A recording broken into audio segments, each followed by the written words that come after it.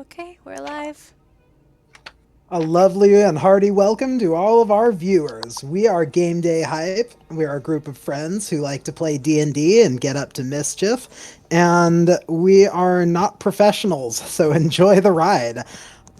First up is our spookiest member of the team, Gwendolyn. She can pull out her own teeth and likes to put flowers on dead things. She's played by Thorn. Give our viewers a hi, Thorn. Since they regrow, could you make a necklace of your own teeth? No, unfortunately, I take out one, the second one breaks, it turns to ash.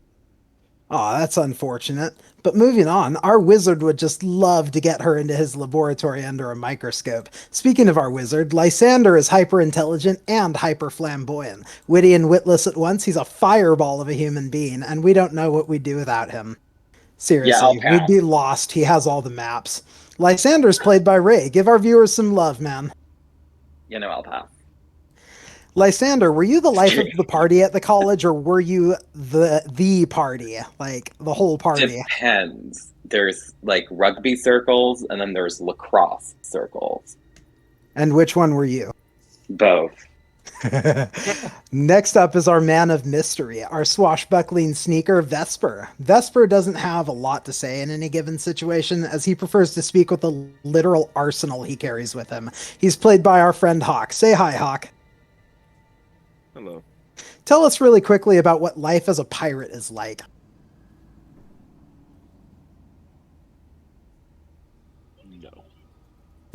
All right. And now, he's always looking for that booty. the booty. And now, from a faraway land where introductions last 15 minutes, the only thing as big as her muscles are her axes, Anya the Barbarian. Anya's the comic relief of the team when she's not squeezing skulls into dust. She's played by our good friend Arya. Say hi, Arya. Hello.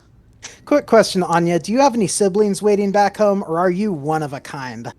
It depends. Do you consider all the children at the orphanage with me, my siblings? Because if so, goodness, it's going to be a lot of money to split in the ville when the old lady croaks. I imagine family reunions are kind of hectic. Nobody can beat me in an arm wrestle yet. I play Belegor Brightblade, your friendly neighborhood cleric and dad-joking holy man. Belegor loves nothing more than to heal his comrades and drink their wine. And of course, we have the man responsible for the fun, the big guy himself, our DM, Zach. Tell our viewers hi, big boss. Hey, y'all, let's have a fun game tonight.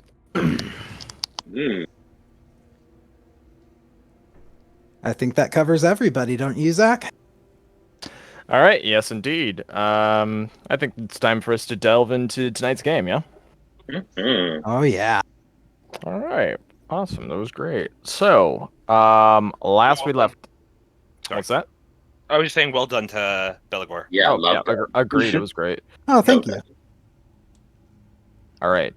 So on beautiful fashion, I'm getting told I need to grab something really quick. However, I'm going to give the sort of, what happened last time on D&D, unless somebody would like to attempt to do it for inspiration. I still have inspiration. Fuck. Let's see, do I need inspiration? Holy crap. Are you all hoarding it? I'm opening up do your have sheets right inspiration. now, and I'm just I seeing have, that... I have inspo already, so All right, so I'm going to do it because I'm looking at everybody's sheet, and... Wait, no, Lysander, no, you don't. Oh wait, no, I used it up. Okay, I can do a quick recap. I have notes. Go ahead and make a quick recap of what happened last time, and then I'll go ahead and be right back for a minute, because apparently the trash cans can't wait, and then we'll get started. Alrighty. Awesome. Well, should I just do it then? Yeah, go for it. Fine. Okay, cool. So there used to be this town called Kresik, and it got razed to the ground. But luckily, we all survived and managed to get the townsfolk out of there safe and sound, or at least some of them. Most of them, actually. There were just like a couple that may have perished. And then we made it over to the... Guys, what's that family called? The Mardikovs estate. Did we go there? Was there wine? Yes.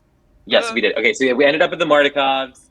And from there, we kind of went our own way because we have dinner with Strahd, and kind of took a detour and ended up at Argynvostholt, where we encountered all kinds of spectral paladins, some of which may or may not have kicked our asses big time. And then we met Belegor's friends, like his frat buddies Yes, from friend. Paladin school. I love it. Belegor, do you have anything to say about your fun friends? Your trust fund paladins? Well, you've already met them, so I think you can form your own opinions, but I love them as much as I hate them. There you go. You hate him. Wonderful. Yeah, what's the tea? Phil says. What tea? They're just Why do you Awesome. why do you- college. They're just old college buddies of mine. all right. How about Andrew's the one who shares your accent? And Oh, you wanted me to do that with the accent? So Anyways, I'm almost tempted to pass this torch to someone else, but I'll keep going. I'm almost done. I think from there we encountered another group of paladins, but these ones were dead, and they served the ancient order of the dragon. I forget what it's called, but you get the gist of it. And we should. we offered to help them pass on to the other side, and fulfilling their last requests so they can move on. If I may add something, Lysander, just a quick something we forgot. The culprit, the reason why Kresik is being raised to the ground, is the abbots, the men who resurrected the Burgomaster's son, and then went crazy when Rahadin, aka Strahd's right hand, cut the head off his life's work. Yes, that too. So yeah, we have a bunch of quests and a lot of side quests, a lot of stuff to look into. There's also weird happenings in Vallaki, but we probably won't have time to delve too deeply into those. But I feel like we're going there next, apparently. You have There's some research that needs to be done. We have to spend the day there because we're getting fancy clothes made. All right, very cool. In that case, I'm gonna take a minute to go ahead and take care of what I need to take care of. But then we're gonna deal with the possibility of whether or not you want to see if on the way you could find a way to take care of some of the quests that are available to try and let it be seen that these paladins finally make their rest. That and perhaps maybe talk with good old Sir Godfrey Gwillem, which actually I need to display his name. There we go. Maybe finding out more about Argynvostholt itself, as well as what benefits might happen from you actually being able to raise the beacon. Also, what dangers might be there. Ooh. All right, be right back. In the meantime, hello, chat. Hi. Hi. Anya is currently recovering from surgery, so we're gonna be the hype people. Yay. Remember to like, subscribe, Oh my god. and donate. Yeah. Yes, give us money, please. And in return, Mead will send you foot pics. Yes. Belegor will Footpicks. Yeah. You pick Belegor will personally baptize your firstborn in the name of Lysander. That I can do. Yeah. And then I mean, Anya if you will... really want the foot picks, you So- can have the foot picks, but I don't know why you would. Guys, which of these quests can we do on our way over to Vallaki? Okay. I Just for remember? expediency. Yeah, I remember. Sir Robin Teray never got to hold his firstborn son and wanted to get his wanted to give his crest to A his direct last- descendant. his living descendant. So But that unfortunately, involves and we know that research. they're in Vallaki. We know they're in Vallaki, Yeah, but we that- don't know that where and where. involves research in Vallaki for sure. Yeah. Arthur Borwind is apparently a young, not an actual knight, but a squire who died before they got to become a knight. Right, So that's the heroic guy who wants to go on a quest. Yes. And we just need to take him along, and that'll kind of fulfill that. Here's the thing. What does he consider a heroic quest? And I don't think... I'm questioning, would they allow a revenant inside Castle Ravenloft? Probably He not. can make himself scarce for a while, I'm sure. Additionally, I'm not worried about it. He's dead. Yeah, I don't think we can, drop him off at Vallaki. If they don't like Gwendolyn, they're not going to like Arthur. Arthur, It's fine. He can make himself, like, ghostly and invisible and insubstantial or whatever. Well, throw okay, sheep on so him. we have Arthur wants to go on an epic adventure, and we have Erich wants to go on a rock killing expedition, which is in the opposite direction from where we need to go. So I say we go to Vallaki, find Sir Robert Turay's family, and pass down the crest. While we're there, we pick up tools and materials so that Sir Damien can rebuild the ballistas.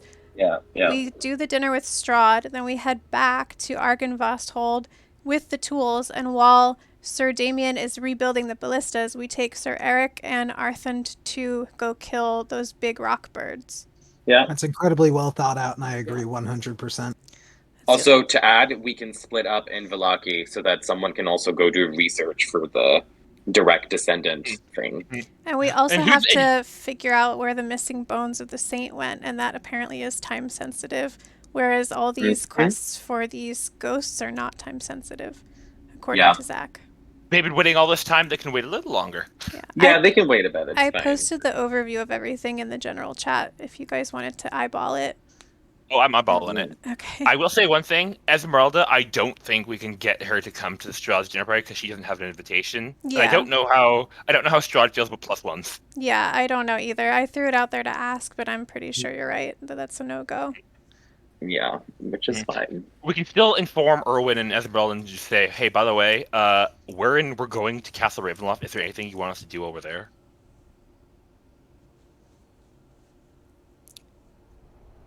I mean, sure. I know they're probably gonna be like, sure, go ahead and kill Strahd.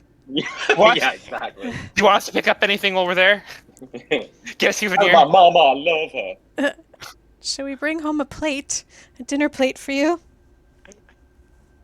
I'm just imagining, though, Anya just very subtly finishing your dinner and just very subtly trying to put away the plate. Yeah.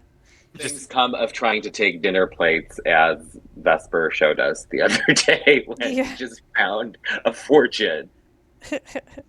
Oh yeah, how much was that gold? The plate of Lathander? Isn't it like 700? Jesus, 750. Yeah. Jesus. No, sorry, not Jesus. Lathander. Well, now he's got to find a buyer for it.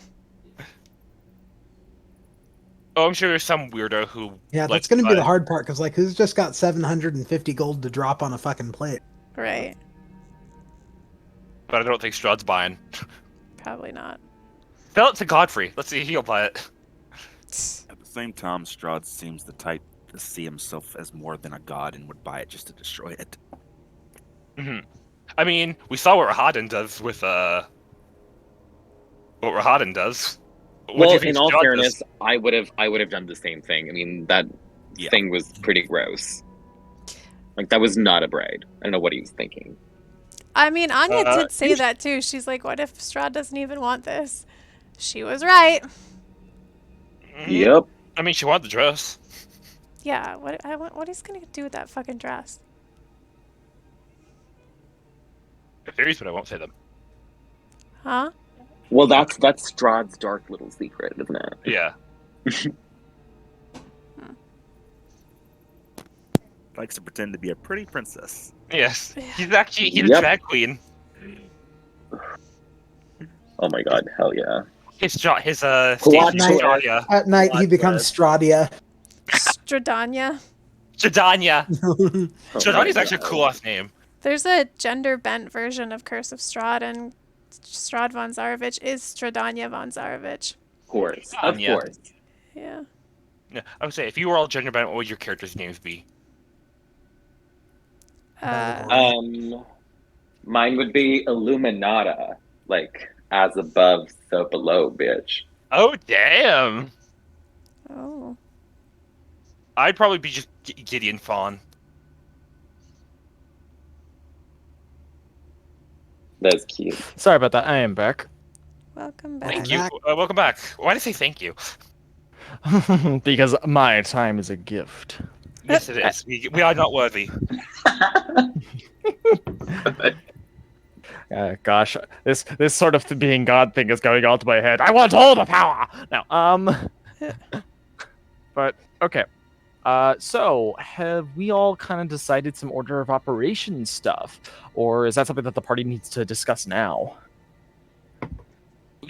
First off, do we want to explore the rest of this building? I mean, we're already here, and as long as we stay out of that one room, they should be mostly okay. I still want to see what Vladimir looks like. Andric looks over at you, at Gwendolyn, and says, isn't that the one that we were told is the worst of them all, though? Yes. I was hoping to just... I'm just at your own peril, lass, but just trying some self-preservation. That is all. All right. Gwendolyn's gonna give back the tooth to Vesper. And he'll pop it Couldn't back we in his light the pocket. beacon while we're here? And Godfrey actually will speak up and say, "There is no lighting the beacon as long as the revenants are risen." To Godfrey, Yes. how long do you know how long you've been here? He kind of cracks his head a little bit to his side. One begins to lose count after years pass by. I see. What was before? She got gestures to everything. What was Vladimir like? You see how his face, it's okay. It's not exactly no. It's not exactly the most capable of a smile, right? Like you could tell that a lot of the face is just like torn, like stretched out, kind of, and all that. It forms a smile. Loving. Ew, God. Loving and caring, and wanting to do good for all. Sounds like a good man. I'm sure you had many good years together. His eyes kind of lower a little bit as the smile kind of slowly goes away. Now, mostly what drives him is the hatred in his heart, which is also why most of us are still here. Well, Do not tell him your goal. He will not attack you unless he knows your true motive. Yes, Gwen, you can't just march in there and be like, "Oh, hello, we're here to help you move on." Then he goes, not that part. He wants Strahd to live. You what? Oh, And he says, Strahd's existence is torture to himself. Vladimir wants him to not only endure it, but suffer it for all eternity. I see. Those two doors over here. May we enter them? He like slowly nods his head a little bit. Thank you. Did anyone want to come with me? yes, come wherever we're going. Can we leave soon, Gwen? People, Sorry? What? we'll do this one thing and then we leave, right? I'm not going to stay here forever. It gives me the creeps. Well, I want... Gwendolyn just looks at him like, seriously? Right, well, keep moving then. Well, I'm over here. I'm asking, does anyone want to come up here with me? Cricket. No, I'm just kidding. Okay. Belegor moves to her side. Yeah, Gwendolyn's gonna open the door and, like, dodge out of the way, like... Okay. Let me know if you guys want the description of this room. Also, get out of each other. Yeah, that is okay. Whoever has a bedroom like that should not be trusted. God. So first off, get outside of each other. Get out of each other. Now, you, Liza, there you go. Sorry. Disgusting. So would you all like the? Keep in mind, this room has faced the like time itself. So like, it's lost any of the glamour it probably used to have. Yeah. Sure, describe it for me. Does everybody else like to hear it? Sure. All right. Sure. Light enters the circular room through 5 crack windows. The light falls on a large, dust-covered bed in the center of the room. Its post topped with wood-carved dragons. 2 large animals flank the double doors. One is a brown bear standing on its hind legs, its claws outstretched. The other is a dire wolf, its face frozen in an evil snarl. Near the wolf head lies an empty wooden chest. Actually, addendum. It is not empty, but it is closed. I'm gonna pull up that. I'm gonna remember what Vesper did and kick the side of the bed. Just... I want to investigate the chest and try to open This that one? shit. Mm-hmm. Right here. Okay. Right, yeah, right there. And when you kick the bed, Gwen, all you hear from Godfrey is, "Please do not do that. Sorry. I do not mind if you look. Just please do not destroy." Sorry, sir. Let's see. The honeymoon suite. And the room has a plaque that is on the side of it that you would have noticed as you like flung open the doors, and it reads as the bedchamber of to Sir Vladimir Horngard and Sir Godfrey Gwillem. Do you open up the chest, Lysander? Yee. But using my mage hand, not myself. I'm standing away from it. Okay, show me where you're standing. Okay. You have to actually I'll be be like, specific. yes, okay. I'll be like here. And Typing as you damage open out. it, what's that? I said typing out damage. No. And as you open it, nothing happens. A couple of cobwebs get basically flung to the side a bit. And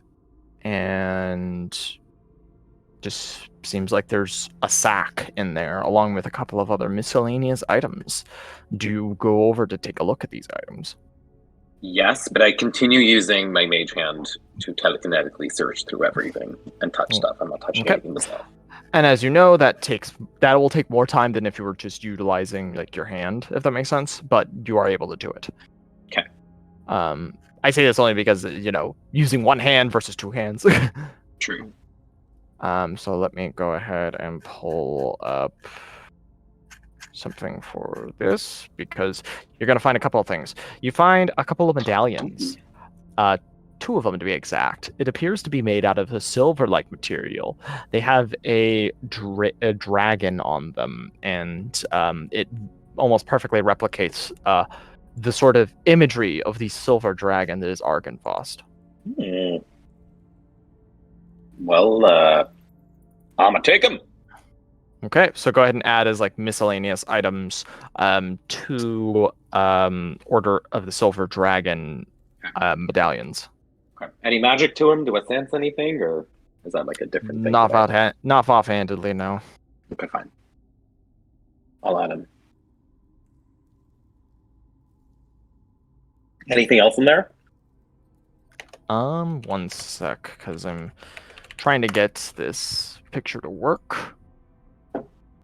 So as you kind of look through you notice that there is something peculiar. There is this sort of what looks like a framing piece. Mm-hmm. And it's all like it's in its own little lockbox, right? And there is a lock and key on it, though. It's about it's like a thin almost like as if there were a portrait inside of this. Definitely using Mage Hand to make that happen. I'm not touching it myself. How are you planning to open it when it's locked? Well, you said there was like a lock and a key with it, right? Lock requiring a key. Oh, requiring a key. Okay, Yes. cool. Yeah, So no it's like a worries. little lockbox, but I can take that too. Yeah, you could just take the lockbox. You Yeah, just don't know what's I'll do inside that. right now. That's fine. Do. Nothing to see here. Is there anything we can get you or your knights other than what you need to pass on? No. Right. And he says, all we wish is to be released finally from our bonds to this world. Though I know that our spirits will not find true release until Strahd is gone.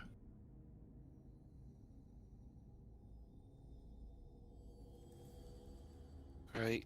I'm gonna open this Speaking door. of, don't we have a thing that we need to get to? You know, that thing about the guy Yeah. I almost With forgot the- about that. with the dinner and the clothes and the chaperone. Andric then pipes up about a dinner. We should maybe talk about this late. Not here when. And she kind of points in the direction of where Vladimir apparently is.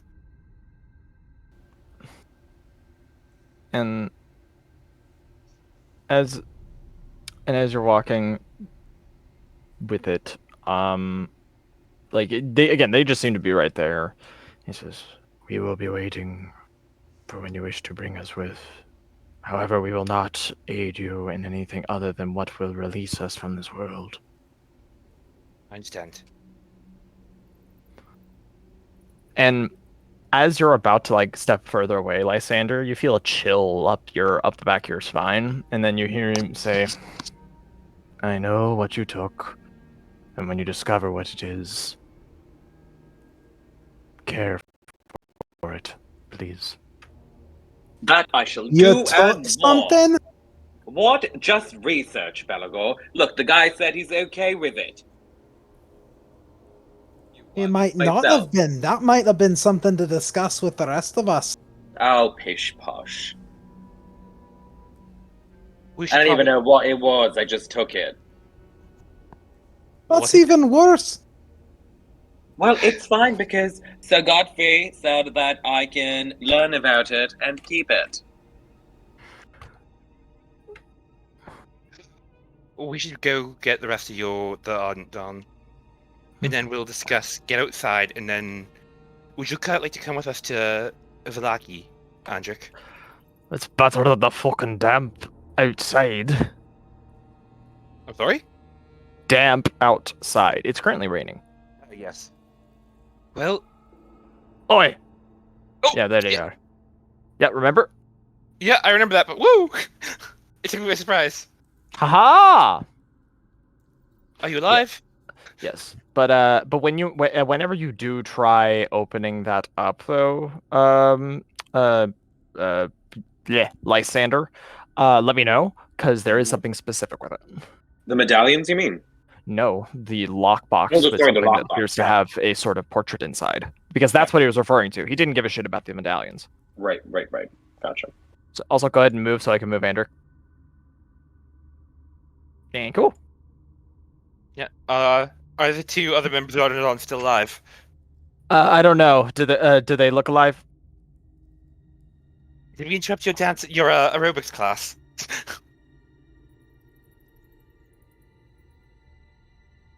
It does sound as yes. So they kind of say, oh, you hear Arthur speak up, and he says, "Find anything interesting?" Yes, actually. Good. We found Sir Gideon Gideon Godfrey Gwillem. Sir Godfrey. I don't know why I keep calling him Gideon. Sir Godfrey Gwillem, and we met his 4 knights.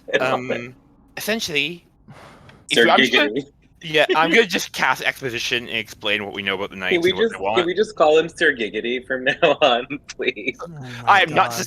I am not disrespecting him like that. Yeah, I'd just like to cast exposition, just tell him what we're doing, what we discovered. Okay. And so they kind of nod their heads, and Nicholas speaks up and he says, "Where does that leave us? So are we to remain here then, or are we leaving?" I don't think you should remain here, to be honest, very much. And Andric nods, and the little lass is right. As it stands, we aren't equipped to try and take care of their issues at this current moment in time, because something is putting these lot, and he points at your entire party, on a time crunch.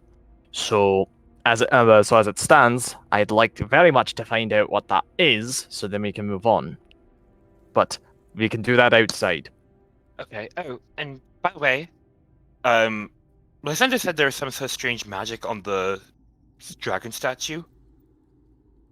Aye. So maybe when we step outside, just be careful. We've already had one fireplace attack us. Yeah.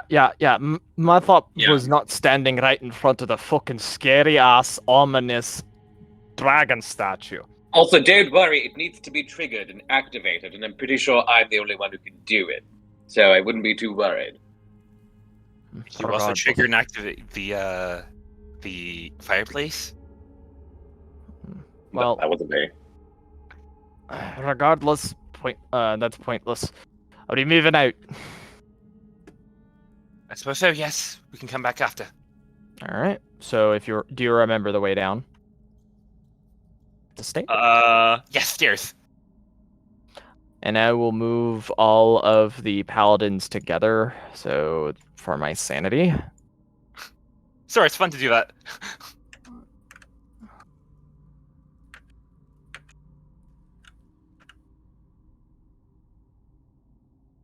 I'm really proud of myself that I had this all mapped out for that.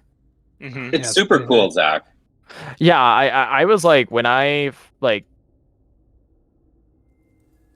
Let me make sure. Also, I love that checkerboard floor. So nice. Oh, that's so cool. Just call it the ambience. Yom yom. Wait, Anya.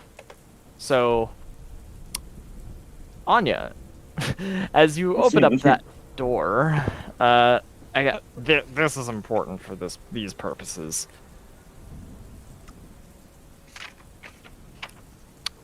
One moment.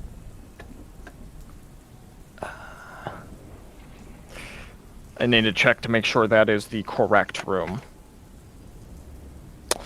Okay, it is.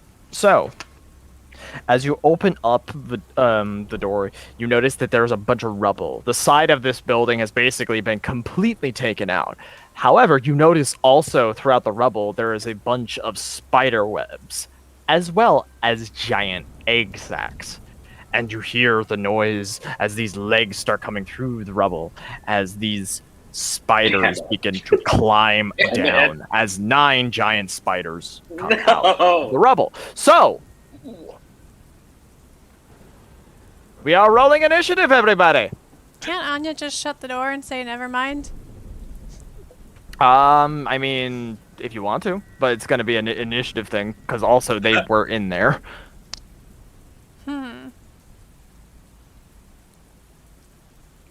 So, based off of how this initiative will go.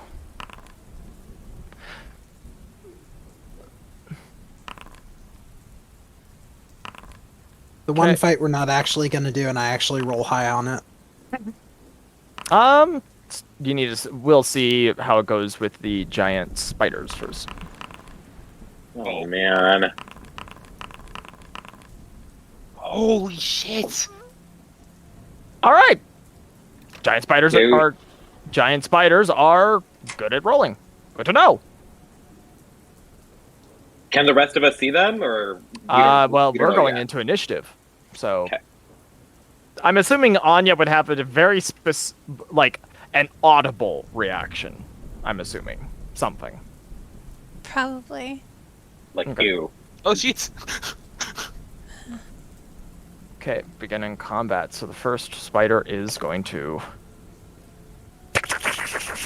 Ugh. Oh god! And it is going to strike with its bite at you, Anya.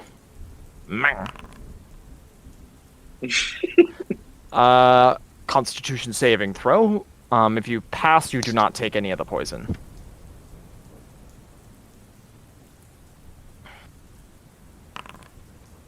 You pass.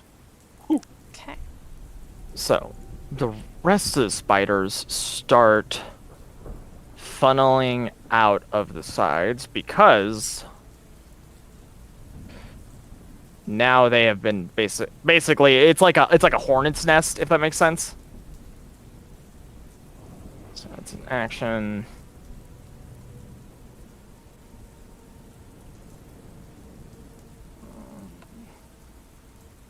This one is actually going to climb up the wall as it disappears.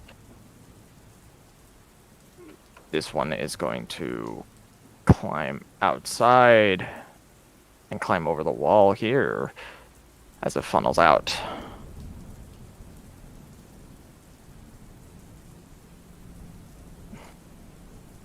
Also, I just realized I don't have the battle music on. Do y'all want battle music, or are you gonna do your, or do you think you can avoid the fight? Let's go faster than we can I run. love battle music. Hopefully we can avoid the fight. Oh.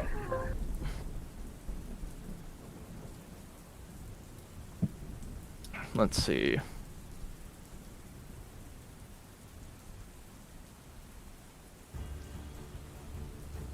Okay.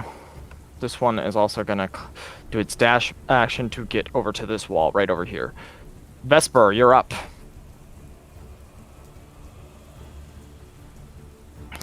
Vesper's gonna move here. Can you use his action to close the door? Sure. And do you brace it with anything or any such thing? He has nothing to brace with. Or Just shut Or the door. are you going to try and brace the door yourself? Perhaps? No. Vesper is small. So you use your action to close the door, just run over next to Anya, just boop! And that's my turn. Alright, other giant spider. This one is also going to go. Use its dash action. Get over to here. Belegor, it is your turn. You saw that Anya got attacked by a spider through the door. Belegor's gonna run to where Vesper was and try to brace the door. Alright, go ahead and roll me at advantage because you're utilizing the door as a blocking element. Athletics. Shift click for advantage.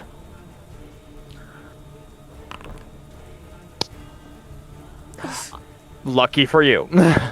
Yeah. Is that your turn? Yeah. Okay. Anya, it's your turn.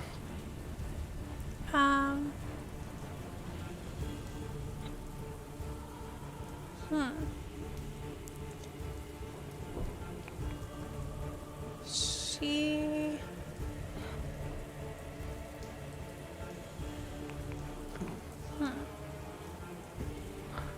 It's not gonna work. Is there anything in this room that she could use to, like, bar the door with? What is your passive perception? It's 11. Alright, so I'll say you'll need to roll to see if you can find something thicken specifically. Okay. Let me see. That's good enough. This bust right here, you're pretty sure that if you kind of put it at a sideways angle, you would be able to kind of brace the door. And Belegor kind of already has his body pressed up against it, so all you would have to do is kind of just wedge it in place.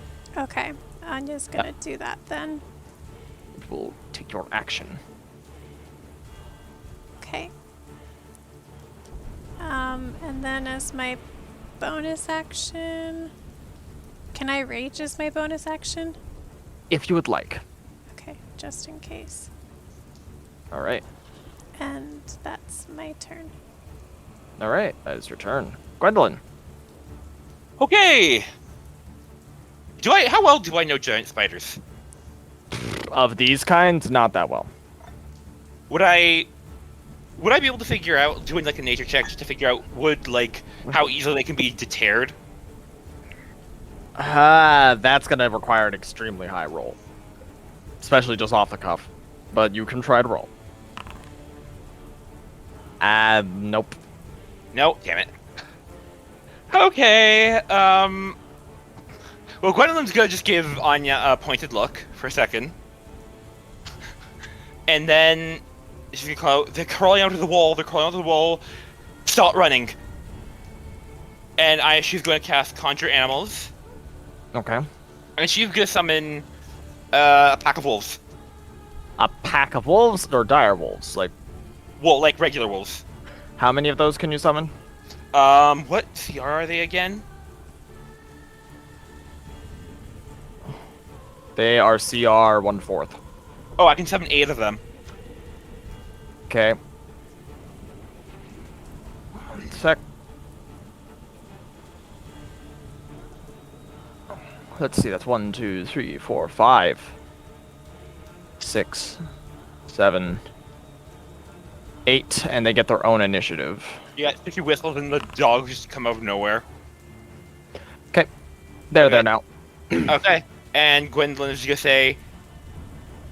gonna command them to basically harass and slow down the spiders. Okay. Yeah, and then she's going to run for it. Alright. Yeah. Also, I'm just casting this quickly. So I can use spell slot. Sorry, ending turn. Okay. This giant spider is going, as it sees no threat, and the threat is gone, it's actually going to leave initiative.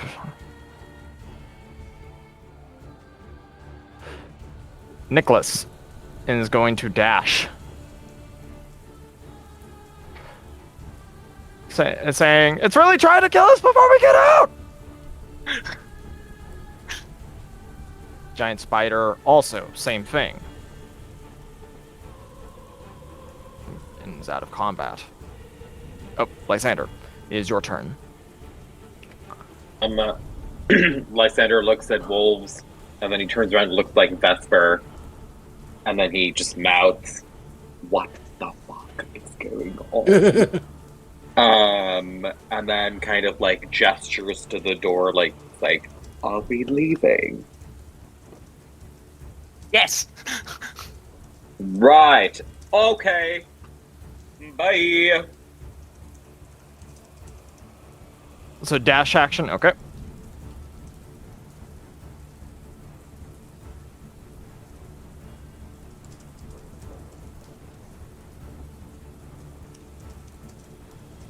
And yeah, I mean, I'm Gucci. I'm good. Okay. Let's see if does the other giant spider see any enemies? No, it does not. It also removes her combat. Andric, hearing Nicholas kind of like yelling, says, "Oh, fucking stop crying, you baby!" As he dashes out. Wolves. I like the wolves to more prettier and basically. So you should be able to move them. Okay, I can. Oh, sweet, I can. So Okay. actually, my recommendation: select all of them and move them. Just make it simple. Make our lives easy. Okay.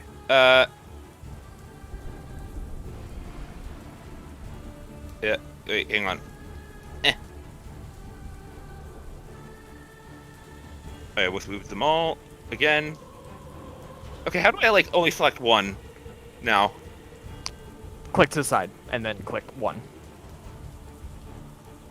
It's not. It won't let me click to the side. So, click drag and let go to the side. I've let go. It's not All letting right. me.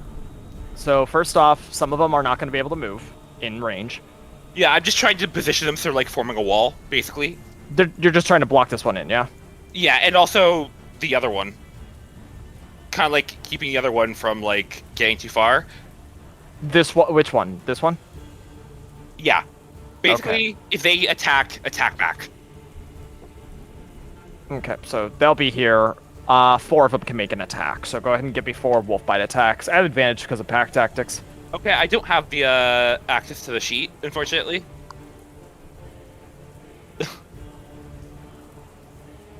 You should have access. Double click them. Oh, there it is. Okay. And you should see a folder within it saying wild shape. Even though it's technically not wild shape. To make 4 attacks at advantage. Yep. Okay, I'm just gonna roll them and then advantage.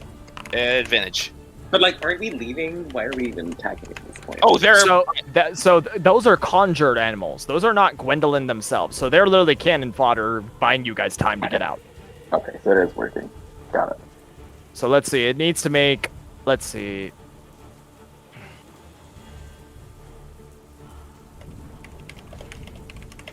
Okay, so sorry. A lot of rolls. So those are 4 both biter rolls. I think that each one needs to make the strength save. Let me make sure that all of them are hits. All of them indeed are. So that's 1 strength save already failed. So it is grabbed by it. So it's just going to take all these different wolf bites. So 1, 2, 3, and 4. That is a dead spider, actually.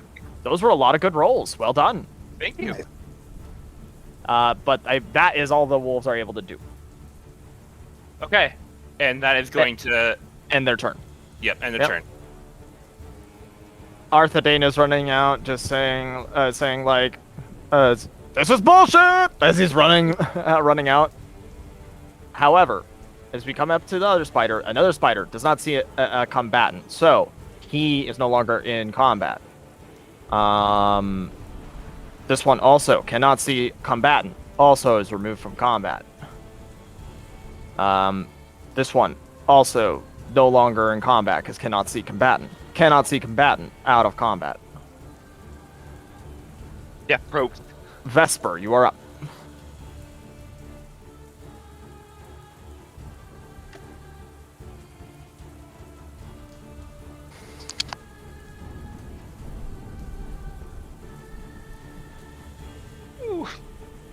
It was like, I'm out of here. See ya. That's just his action. That's not even the bonus action dash. Oh my god. He just decided to go one and I'm gonna end here. All right, giant spider. It does see enemies, so it is going to go over there and attack one of the wolves. So it's going to make 1 attack at one of the wolves. 17 does indeed hit. The wolf has to make con save. It passes the con save. With flying colors. Only takes that. Belegor, you are up. And you see that Anya did bar it with the giant bust.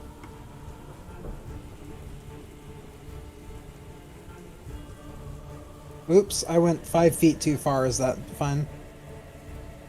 Are you gonna do a dash action? Yes. Okay, do the dash action. That's fine.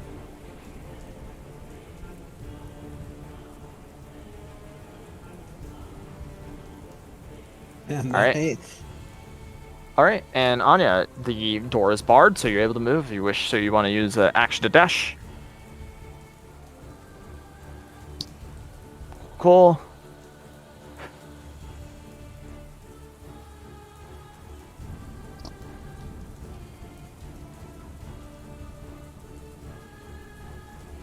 Do I get another 30 with dash? Yes, Okay, just and it's an action. yeah. Okay. Gwen, it is your turn. Your wolves seem to be very satisfied with the fact that they killed one of the spiders. Okay, I just say, good boys. Keep the other... Mom loves you, but fuck off and die. Yeah. No, Mom loves you and she'll see you soon again, sweeties. Oh God. No. And she's gonna... All right. Is that your turn? Yep, that's sorry. And my turn. Okay, Nicholas is gonna run. Lysander, would you like to? Hello. Would you like to run all the way over to Gwyn? Before I do that, I'm going to launch a firebolt at the spider that the wolves are fighting because we might as well at this point. All right, go for it. Dirty 20 hits. Does 11 damage. Pew! Well done. And I'll also kind of mosey on over Yeah, go for it. here. You can only go up to 30. 30, So- that's right, okay. And I Yeah. can't use dash because that's an action. Yep, right? that's correct. Yeah, I'm good. All right, very cool. Andric is kind of hot in the tail, using the action to dash. Wolf's turn. I'm assuming you're going to want to have them move over and see if they can turn this into a spider smoothie. So Yeah. I'll just do that for you. Yeah. Go ahead and give me, I believe that is 8 wolf bites at advantage. Okay. That is 1, 2, 3. 4, 5. We're just going to say it's dead. It's Okay. dead. Okay, and then any that are remaining are gonna start, coming back. Are gonna start heading back, rejoining the group. All right. But that combat comes to an end. I'll go ahead and start moving them. And you are now out of combat. Okay. Wait, what? No. Come back. I turned off the wrong one. That was not supposed to be... 1 sec. Come back. We still need you. Where is my rain? There we go. All right. You all were able to safely make it out.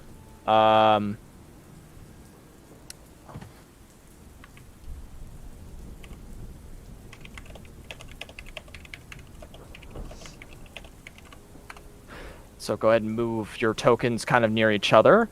And I assume this is... all right. Also, due to some pain and such like that, Arya is going to have to, unfortunately, bow out for the rest of game. And this is something for like the rest of the audience. Currently, Arya is recovering right now, so we want to wish a really speedy and good recovery to our good friend Anya, and hope that she is going to be able to join us on the battlefield once more. We really appreciate that you made the effort and got everything ready with the stream. We really love you. Anya. We love you. Thanks, We guys. love you, Anya. I'll leave the stream running, so someone just poke me when you're wrapping up, and I'll wiggle my way out of bed to stop it. Yes, wiggle. Alright, have fun, guys. Yeah. You Yeah. too. Love you. We will. Bye. Bye.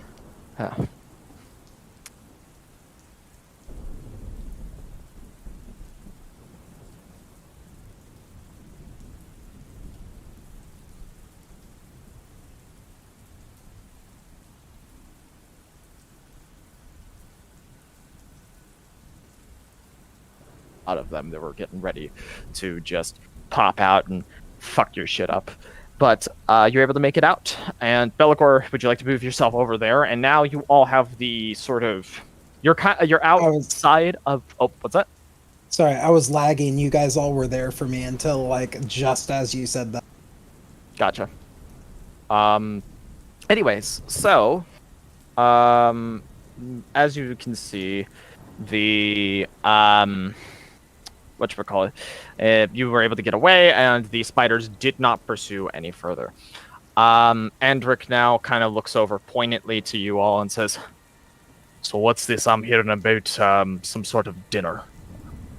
Well, you're not gonna like it. But then again, you doubt might, that. because it provides us with a tactical advantage.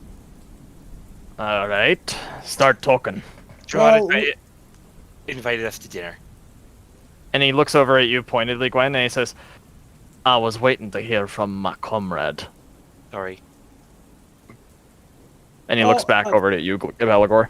That's pretty much it. Strahd has invited us to dinner, and I don't see any reason to decline, because this allows us an opportunity to get inside Castle Ravenloft and do some recon. He scratched his chin. Aye, but you... And he gestures to you, and then gestures to himself and, the rest of the Order of the Ardent Dawn. We're not going to be able to do that much reconnaissance. I understand that, but my party will be able to.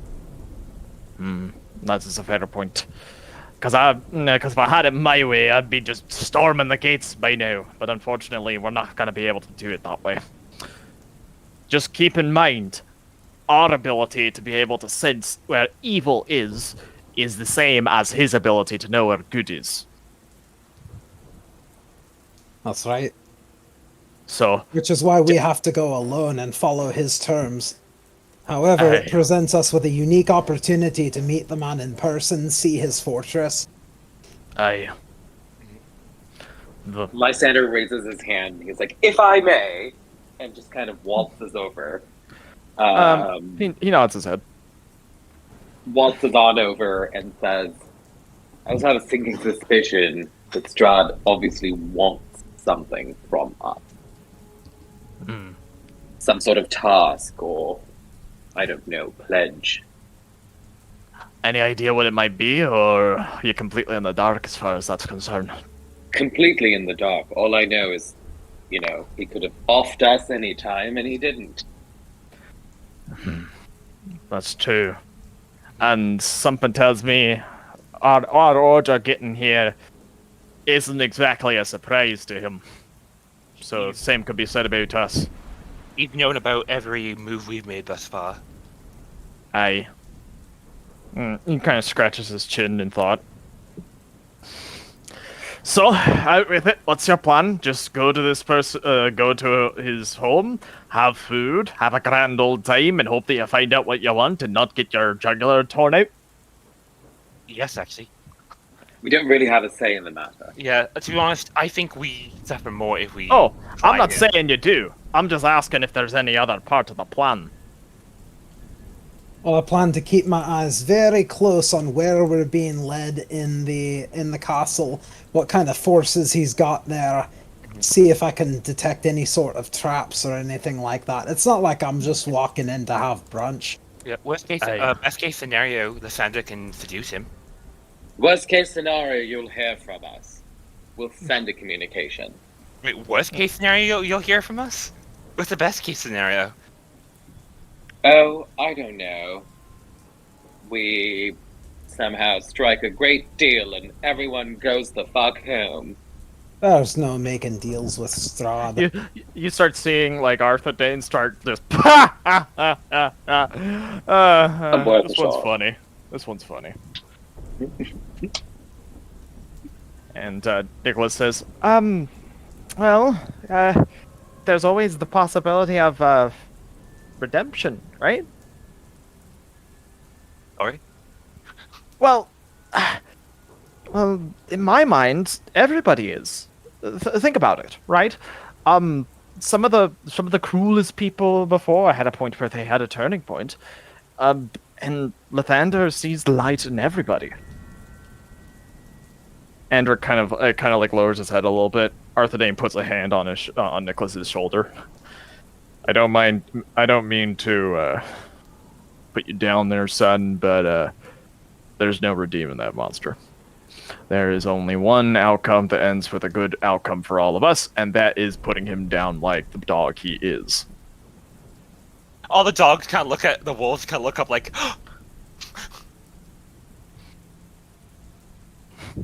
yeah, it's like, they can understand me. feel a sense. Yeah, Gwendolyn puts her hands over the ears of one of the wolves, like, he didn't mean it. In any case, alright. I guess that makes sense that you all are looking to do that. He looks over at Vesper, and he says, "And what's your shtick?" Meaning? As in, I assume you have a purpose being in the party other than brooding. She's a witch! That's if you say that, he looks at Gwendolyn and says, "I would think that one would be." I mean, much like the rest of them, we're all looking for something. Mm-hmm. And what are you looking for? For now, with as little as I know about you, I'd prefer to keep that to myself. He just kind of squints at you for now, and he nods and he says, "Touche." And Andric says, all right. It took us a while to try and find people that aren't trying to kill us for a moment. Let's not get nitpicky at how and why we're here, at least at the moment. Right, we should head to... Listen, currently, because of this invitation, we have the roads are safe for us at least. Chances are, if you travel with us, we can at least get you to Vallaki. And we should be uninterrupted. Nicholas says, that sounds fairly, reasonable to me. I feel like, maybe some time there. And do you have a place specifically that, is... Gwendolyn pulls out a coin. The blue of the Raven coin. We do actually, well, sort of. We have friends there. Huh. Well, that's comforting then. I guess I guess we should start going. And then Andric says, before we do, and this time it's to the whole party. Do any of you have things that maybe me and my lads should be aware of? Define things. Anything. Well, as far ever since we got here, we've been pretty much walking down blind, so any sort of information that can be helpful. There's something... Don't go to Krezek. Yeah, Krezek is overrun by mongrels. Oh yes, I do hate stay that. clear. Are you familiar with Wizards of Wine? Only by looking at some of the barrels that were inside of Argynvostholt. They are friends. The Martikovs are friends. If you see ravens, they're the Martikov's eyes, and they're friendly. Interesting. Other than that, I can talk to animals. Yeah, unnoticed gestures at Wolf. Don't worry, he didn't mean that. Pet. I'm generally do not want to keep anything from you. I'm trying to actually think of things that you should know. Oh yes, Vallaki is I don't like Vallaki much. It's got... The city is... How did you describe it, Belegor? Friendly? Well, no, there's nothing wrong with being friendly. Friendly back at Evictol. No, it's more... lying to itself. Interesting. All will be well, and nothing is well. Well, in that case, that's it. Lads, let's get going. And I'm gonna move you all off the map. Oh, nope, move it back. Okay. Please don't.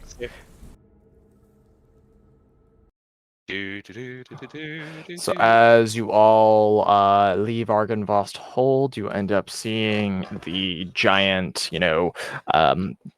castle over there that was, once obviously you kind of see the areas of where it used to have splendor, right? It used to be a great fortress of sorts. And as you're doing this, you see Nicholas is like scribbling something down into a book as he's like occasionally poking up and looking at it and then looking back down at the book and scribbling in it. I'm gonna try and peek in it. Don't peek it. No peek. Hey. What are you Stop. reading? And then Andric says, "Go ahead, show him what you've been working on, Nicholas." Fine. Well, and this is all while you're walking, mind you. He shows the book, and you see it's actually sketches of the architecture within Argynvostholt, along with what the building would look like if it had repairs. And I said, well, my thought process is that Argynvostholt used to be a bastion of, great paladins and such like that. If we free the spirits from it, and, I'll survive fighting Strahd and such, what if it was repaired, brought back to prominence? and used to train future paladins. I like the idea. Mhm. So Beautiful. there's a lot of dragons we would have to remodel. I think. What do you have against the dragons? And he says, "The Ardent Dawn. Does the Ardent Dawn strike you as a dragon thing? But It dragons. It doesn't go with the theme." Then and you see Andrew kind of like shaking his head. All I need is something practical. But dragons. Dragons are cool, right? I'm just gonna starts- have to agree with them on this one. Yes, I think I'll stay clear of dragons, and hoping not to encounter one anytime soon. And like that, to hear beating of wings. No. And as you all are walking through and stepping along, you are not accosted. There are no rolls to be done for that as you leave Argynvost and begin to make for the city of Vallaki. So we're gonna go to the Barovia map.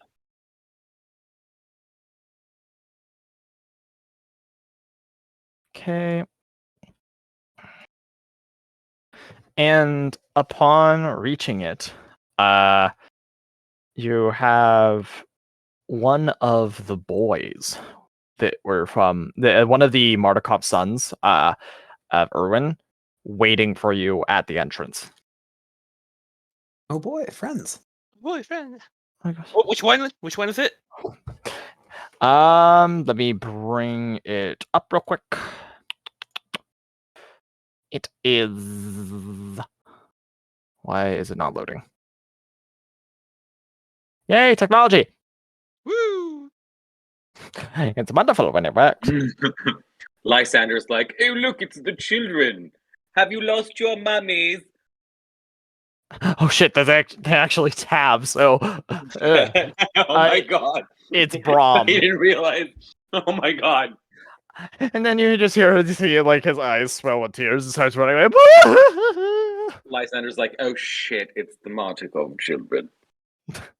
So Braum, it's just one of them. It's just Braum, and he's kind of like wait, flagging you down. Hey, Brom. I turned Hello, to the Groom. I turned to the Ardent. I'm gonna just call him the Ardent Dawn. Yeah, that's fine. Yeah. This is Brom Mardukov. This is one of the Mardukov children. Anya loves that we like him very much. He's a very good child. And he says, "Yeah, I know I'm gonna be a great warrior one day. Like Anya. Yeah, strong like Anya. So, my dad wanted me to send you, because the Ravens ended up seeing you on approach and wanted me to receive you because, a couple of developments have taken place, and I am to inform you of those developments. I think." And he's like counting in his head as if he's like as if there was like a list he had to remember of things to say. And Yeah, that was it. One thing is that if those are friends with you, they could have lodging within the Blue Water Inn. He told you. And the other part is that the Baron has requested to see the heroes of Yester Hill.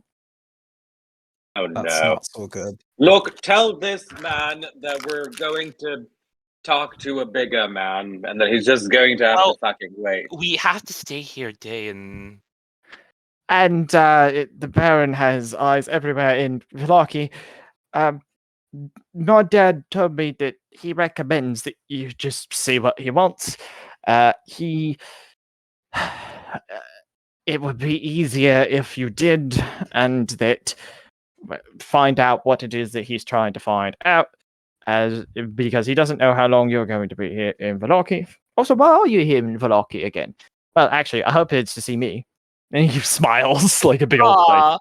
That and we are It's a- also having clothes made. yeah. We're getting we're going Just clothes, getting clothes made Yeah, because we're okay. traveling so much and our clothes are dirty and we need more clothes.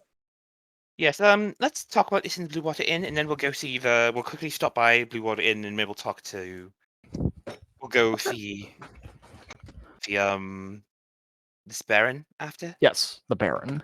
Yes. He says, well, that sounds very cryptic, but I don't know because I'm only 11 years old. And he starts walking away. Bless that boy's heart. And Andric says, is this what you meant when you meant fucking weird? You mean the child or Gwendolyn? You have to be more specific. Yes. Oh, yes, for sure.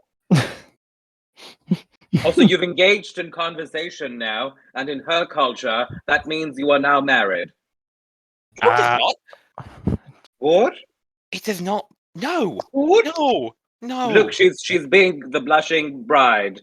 No, she is not blushing. She just looks like, excuse me. Belegor looks so done with all of this. Yes. Andric already looks done, and actually Belegor and Andric have very similar faces. Like the face that they have with it. We are just trying to be. We just believe that people in Vital just believe in being friendly and hospitable.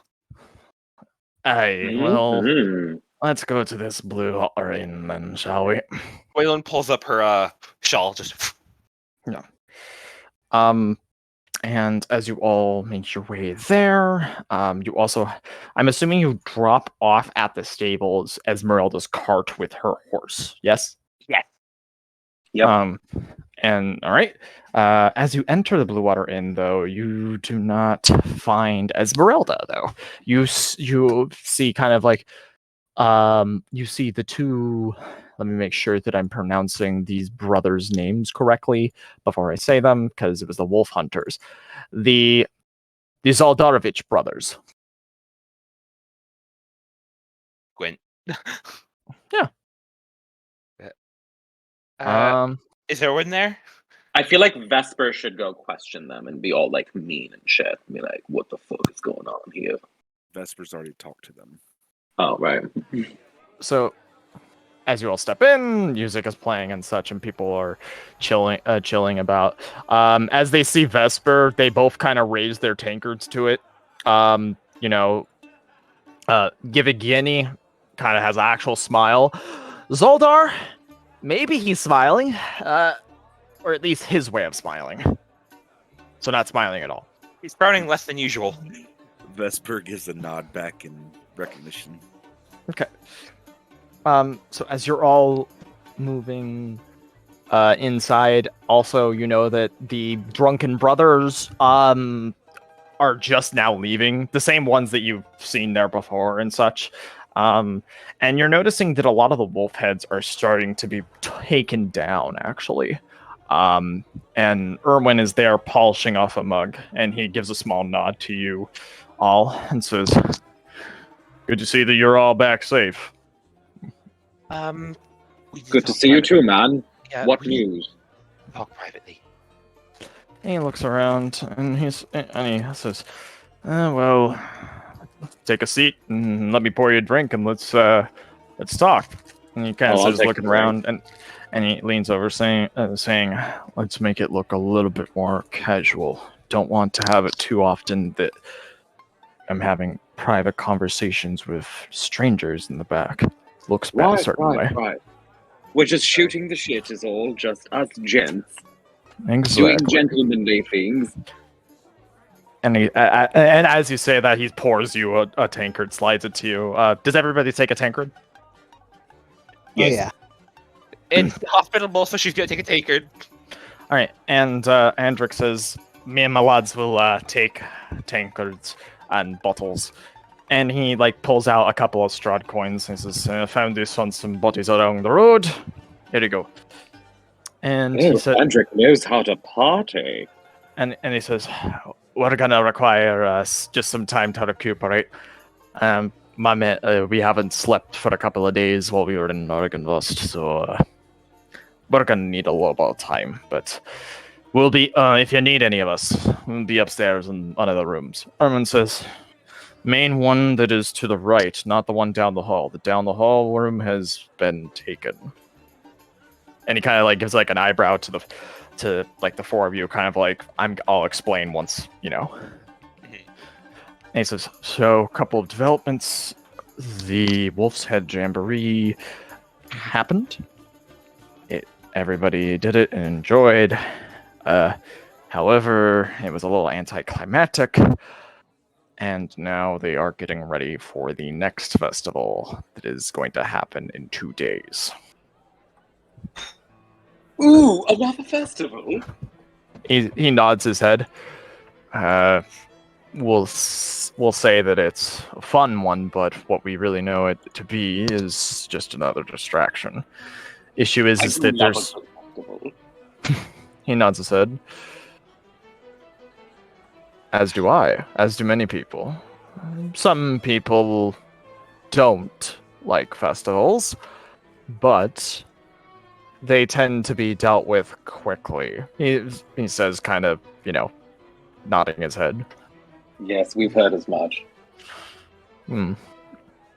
And he says, issue is that more and more people seem to not want to have a festival.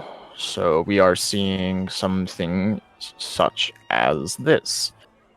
And he has a rolled up piece of paper to the side. And he says, this is only an example, of course, because the rest are, promoting very, very good times that are to come, of course. Oh. Can I take it if nobody else takes it? Does anybody else take it? To kind of... Go for it. All right. So let us bring up what that looks like. All right. And this is going to be along with the MISC notes. So this is going to be called the new festival poster. However, it's going to have what it is called right on it. However, it appears to have a little bit of graffiti that is on it as well.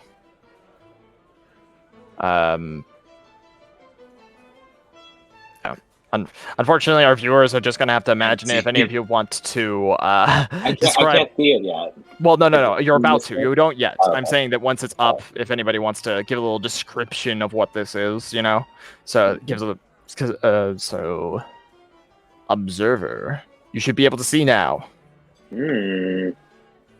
Cool. Okay, come on. The poster depicts a sun with a face on it, and below it reads, "Come on, come all, to the greatest celebration of the year, the Festival of the Blazing Sun.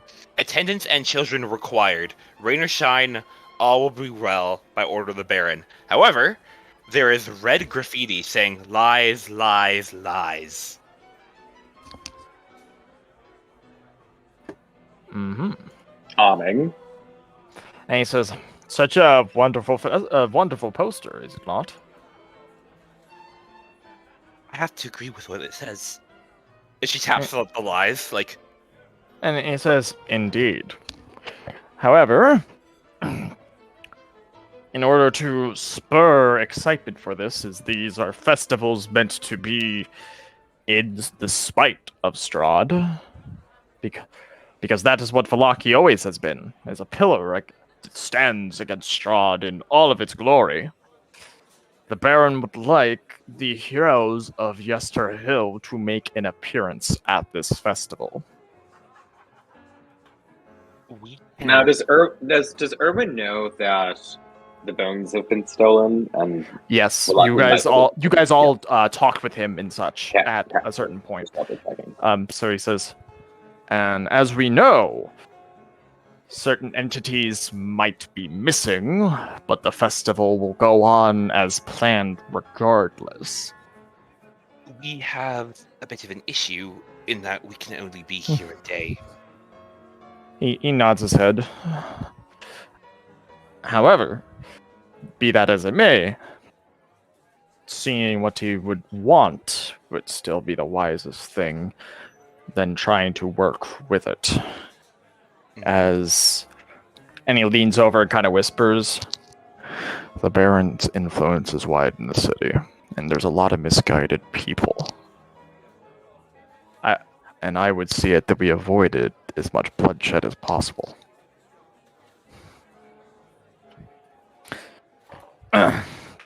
But, nonetheless, the heroes of Yester Hill making an appearance.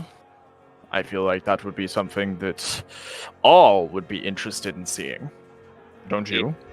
Lysander kind of like brushes off his jacket and like looks very proud. If we have the time, I suppose we can make an appearance. But I mean, we are the heroes of yesteryear. yes, but we received a correspondence, and she's going to try and subtly show him the invitation. He eyes it for a moment, then eyes you. Lysander glares at Gwen. He's like, "Are you just gonna pass that around to everyone we fucking meet?" No. And he says, "You don't need to show me. I believe you. I have no reason not to believe you. Put it away." Puts it away. Says, and he says, looks over to Belegor, and he says, "However, what's the significance of our 3 guests, if I might ask?" Oh, that's the rest of my order. I wasn't expecting to find so many of them alive, to be honest, but I'm grateful that other than Gabriel, we all made it. He nods. I'm happy for you. For lodging and such like that, would it be possible to guarantee a level of security? As you know, we are not fighters here at the Blue Water Inn. Well, you'd have to ask them, but if you knocked some off their tab, I'm sure they would say yes. He nods. I'll have a discussion then. Now, onto some other business. I have not seen Esmeralda for a day or 2 now. I don't know where she is or what she's doing currently. So, I don't know if you would... I mentioned needing her for anything, or I might have misheard you. We gave back her cart. Cart and horse? Yep. Sorry about that, Lysander. Go for it. I was just going to say that Lysander says, we understand that she has her own interests that she must also pursue. He nods his head. Speaking of other pursuits, there is a man that did start rooming here recently that could be a clue in the direction of the one you seek. Specifically in reference to the card reading. Ah. Gwen leans in. Are you familiar with the knife thrower? Davidson. Aye. He recently took up a room here. Seems like time in the cart is not befitting of him. However, as the festival is wrapping up, he is having to leave his room with some of what he has in his room unattended. Now, what I am going to say is that I sometimes misplace my keys, but then find them in the most strangest of places. He says as he has the key on the desk itself. With that said, I think I need to go in back and get some more wine. Okay. What do you think? I think that's a wonderful idea. Lysander floats the keys over to himself. I'm assuming subtly, though, right? Yeah, subtly. Okay. I'm still missing why. And he says, well, I don't remember the exact wording of what it was that you said, but wasn't there a card that talked about a card that had a powerful force for good and protection, and that it was with a man that came with a carnival wagon? Oh. Join the party, Belegor. And he says, information is my game, after all. Well, we thank you for it. He nods his head. And he goes, other than that, there's no other information I have for you. Right. Well, we better act on this before that information expires. Yeah. Oh, well, you should go get some wine. Yes, get some wine. He nods his head. And he goes in back to go grab some wine. As soon as she leaves and goes back, she just whips around, just like whiskey. Lysander whips around and rounds on Gwen, and he's like, "Now listen, Gwen, you can't just go around passing confidential information to other people without consulting with us first. I don't care if it's Erwin, or if it's Dimitri, or if it's your grandfather." Dimitri's dead. Then you What- hear know from what I mean. so, while this is happening, you hear from across the inn. You do realize that the entire inn can hear you, yes? Yes, I'm aware. You're being a lot less subtle than I am. Maybe don't pass along, dinner invitations to people. Okay, sorry. Gwendolyn kind of sulks a bit. I like it how when you said that, the piano went din, din. That was kind of well timed. Not gonna lie. Thank you. But okay, so you have this key now, and Erwin has gone to go find some wine to share with you all. So, would you all like to take a gander? Yeah, let's do it. We should probably be, extra subtle about it. Okay, let me make sure that this is what it is. So, as you all are you all going though, or is only one of you going? Keep in mind, the inn isn't super packed. So, In the interest of stealth, Belegor is going to stay behind because he's not good at sneaking and rifling through people's ships. Right. Vesper's definitely going. Okay. So Lysander has the keys. So So I vote we send Lysander and Vesper. Those are our two sneakiest characters. let's do it. Gwen and I can bond at the bar. okay, and we're gonna be cutting back and forth between the upstairs view and the bar view. Okay, so we're gonna first cut to Lysander and Vesper. Do you do kind of a head nod and then start moving? Yep. Yep. Just very cool. Collected. Okay. So, as you make your way up the stairs and such, not too much mind is paid to you, as people are probably assuming that you're going to your rooms or some such. And as you go to the door itself, it's at the end of a hall, and the music is a little bit quieter.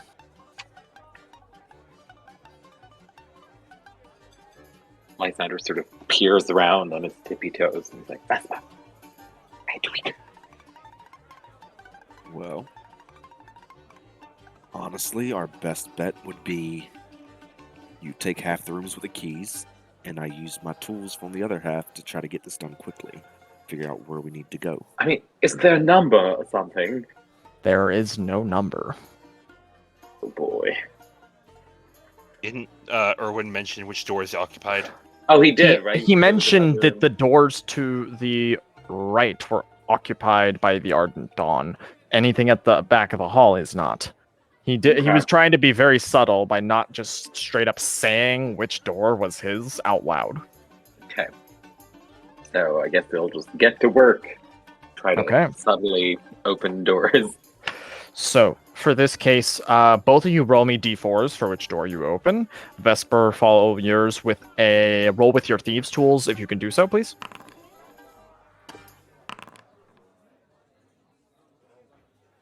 Give me 1 second. There we go. All right. So, Lysander, the door that you kind of pick, because you're doing these kind of randomly, right? Not trying to make it seem any which way. As you unlock this one door and open it up, inside you find what appears to be a couple of Blinksy's toys, and they have the wonderful saying of "is no fun, is no Blinksy." And and you notice that there are a couple of different items strewn about. And roll me insight. Okay.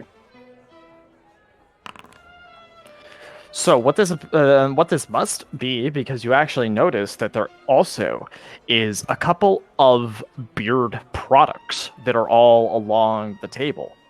Sorry, what product? Beard products. Beard products. Okay. So this is the room of the bearded lady, Oh. Matilda. Matilda. God bless her. What's that one? I said, God bless her. I just like the idea of it being, oh yes, it's a woman, Matilda. Matilda. Matilde. Okay, well, like that, it kind of like quietly closes the door when he realizes this. He doesn't even know if she's going to be in the room or not, and doesn't want to risk it. So he just kind of. Oh, hello. Oh, I'm so sorry. I thought it was my room. Why do you do this? No, that's not her voice. But Vesper, as you open up, you hear a satisfying click. That at this point, these locks are child's play, considering what you usually do.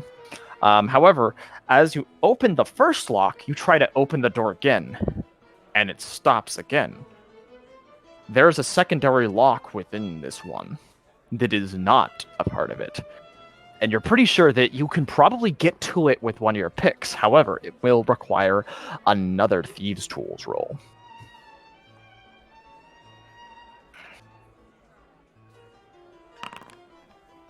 Ooh, and so as you slide it, the pick kind of further in, and undo a couple more of the key pins, you hear another satisfying click, and the door opens.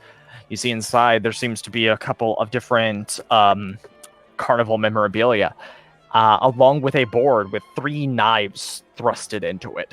It has a target, and it's on one end of the room. Vesper's gonna walk in and close the door behind him. Okay. So, as you are looking around inside of this room, you end up noticing that there are a couple of books that are placed scattered around. However, there's one at the desk next to a light as well. I'm gonna approach the book. Okay. Do you just pop it up and start reading through it? Yeah. So you open up the book, and you notice that what this book is a book of oddities. Apparently, this person has been traveling for a while with this carnival and has been procuring several items, but he doesn't like other people in the carnival to know. It's like it's almost like it's artifact collecting to a degree, and you notice that amongst it are certain items of Lathander, werewolf teeth, just very curious oddities. You notice that it also has a spot on the journal just called oddities. It details a werehair, so it's basically a child that is able to transform into a rabbit on nights of the full moon. Another one is describing a half-orc woman named Gorabacha, and who chew through iron chains. She was part of the act, but she herself ended up leaving the carnival. But she used to be part of the acts as well. And also there was it seemed to distinctly mention a giant man-eating plant that had the most remarkable singing voice. Does it also say, damn it, you beat me to... And the last one is a pair of conjoined goblins. So 2 goblins that were basically fused together. Where can we find this delightful half-orc woman? It does not say. However, it does also note that within his cart is where he keeps most of his more well-known oddities. Well, not well-known. Opposite of that. Sorry. Hidden oddities. He'll make a note of that and close the book and put it back where it belongs. And at this point, Lysander, you would have caught Vesper having closed the door behind him. Would you start walking towards it? Yeah, rushing more like. Before you do, though, you hear footsteps up the stairs. Do you kind of see who it is? Yes. It's Davidson himself. Didn't we see him coming up? That's where we're gonna come to, because so we're gonna rewind a little bit in time, and the two of you, what would you two be discussing while you're kind of waiting for this to Lysander and Vesper to sort of figure it out? Well, first off, I'm gonna let, if Belegor wants to initiate another conversation, I'll let him do it. No, I'll let you do it. Belegor, I have a question. What's that? Do you find me creepy as well? No, I don't find you creepy at all. Really? Odd sometimes, but not creepy. Is this about Lysander giving you a hard time? Lysander gives me a hard time. Anya gives me a hard time. The only person who... It's strange. The only person who I feel like doesn't give me a hard time is Vesper. You think I give you a hard time? Occasionally. Occasionally, but to be fair, I give everyone a hard time occasionally. Keeps you all on your toes. Mm-hmm. Do you... Is there anybody you really like? I'm afraid I don't follow the question. Is there anybody you have feelings for? Maybe Andrik? He seems nice. You seem to really like him. I like all of you. I mean, Gwendolyn looks down at the mug she has. She hasn't drinking from it, and she takes a very tentative sip.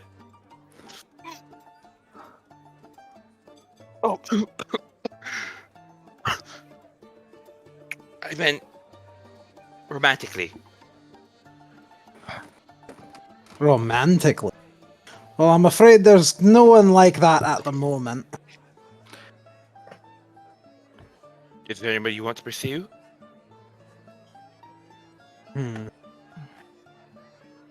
Not that I can think of. I would try Anya if she was a little closer to my age. Oh, well, true, you're in your middle years and she's younger. A bit younger. Wait, she kind of Gwendolyn looks Belegor up and down. How many winters have you seen? Oh, I'll lie to you and say 40. Did you say you lie, or? I did. Oh, okay. No, I'm just checking if that you, Belegor, saying out loud he's lying. Oh yeah, he's straight up Okay. said he's lying. Okay. Oh, she's like, she looks very confused now. Like, you're full. I don't. Are you older or young? I don't. You look old. I mean, I don't mean Oh that. wow, thank you. No, I don't mean that. Oh my god! This is really going south fast. This is the worst first date ever. Gwendolyn, like, as soon as she keeps stumbling words, just stops and just takes a big swig of her drink. Just At which point you hear from behind you in a very deep voice, "You two seem very weird." turn slowly around. As you both take a look, you end up seeing one of the Zoldar brothers. I believe Yevgeny. Yevgeny. Sorry. Or no, not Yevgeny. Zoldar. So, and he looks down and he says, "You stand with person who is loner. I want to know more." And he plants himself right next to you too in a chair. And he's about the same size as Anya, except even a little bit more bulk. Whether or not that's all muscle or something else, you don't know. Yeah. Gwendolyn, like, as soon as she like plants herself down, Gwendolyn like bounces on her seat, like, dunk. Like, you wish to know more about us. She pulls her shawl down a little bit further, just. Possibly we'll be doing job with person that you know. Want to know you, so I know person too. Well, what person are we talking about here? There's 5 of us? Vesper. Oh, Vesper. Yeah, he doesn't say much, but he's very good in a fight. He's kind. He's well. Yeah, he's kind to me at least. Interesting. He's good, fast with his hands. I need both of you to roll me a perception at this point. Oh, don't fail me Let me now. pull up my character sheet. You failed me. Okay. No way.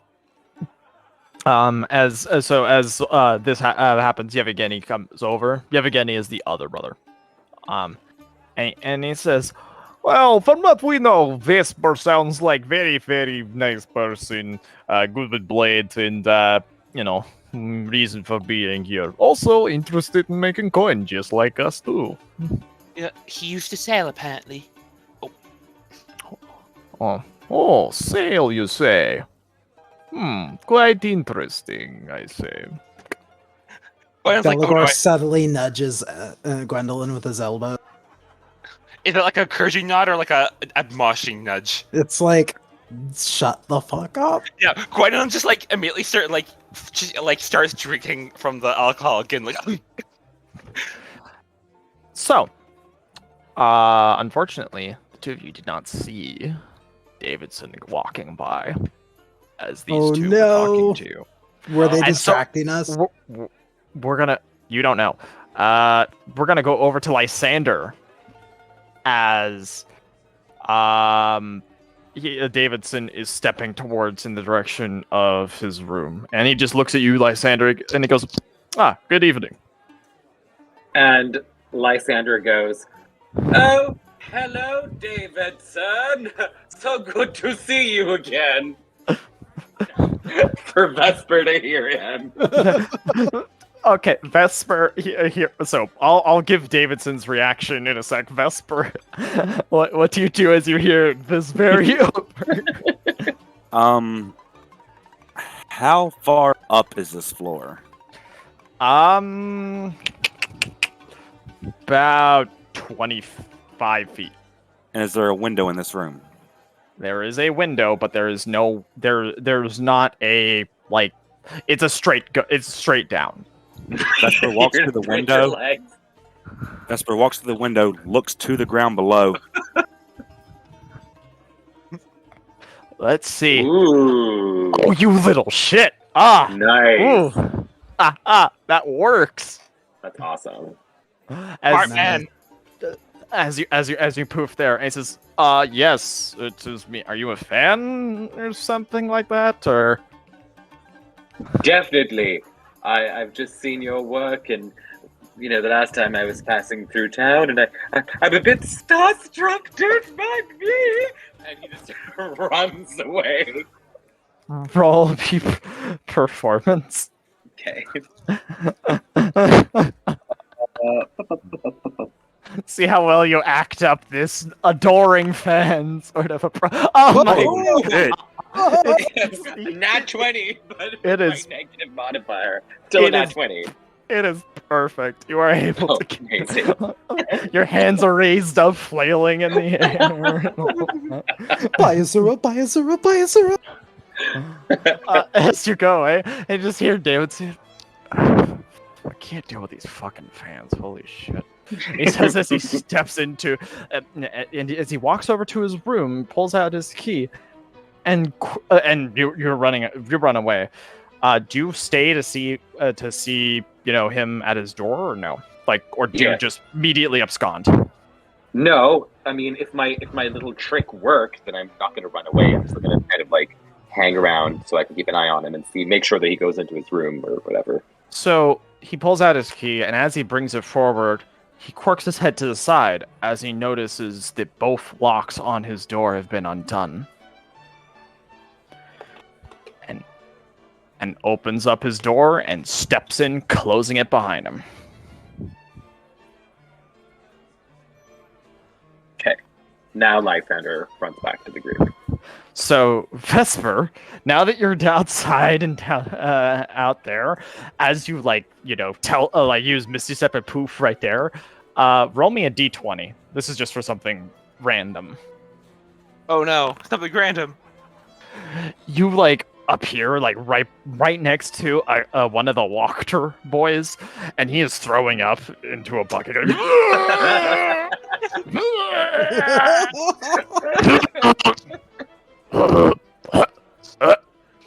And he pulls his head out and he looks over at you. Thanks, Marcella. You came here to check in on me. How do I look? Yeah. Do I still look pretty? Of course. Are you sure? I don't know if my wife's gonna want me after this. Just clean up a bit and you'll be fine. Okay. Don't leave me, Marcella. Don't leave me. Okay. And yes, this man is obviously intoxicated and thinks you are somebody else.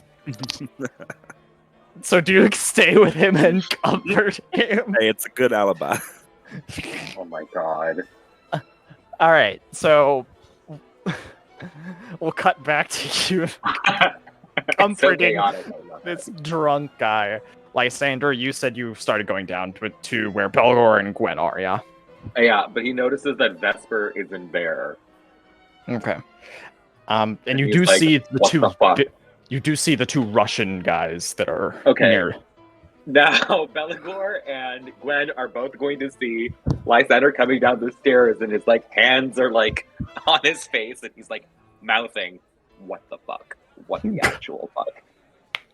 Yeah. Belegor is Gwendolyn? extremely confused.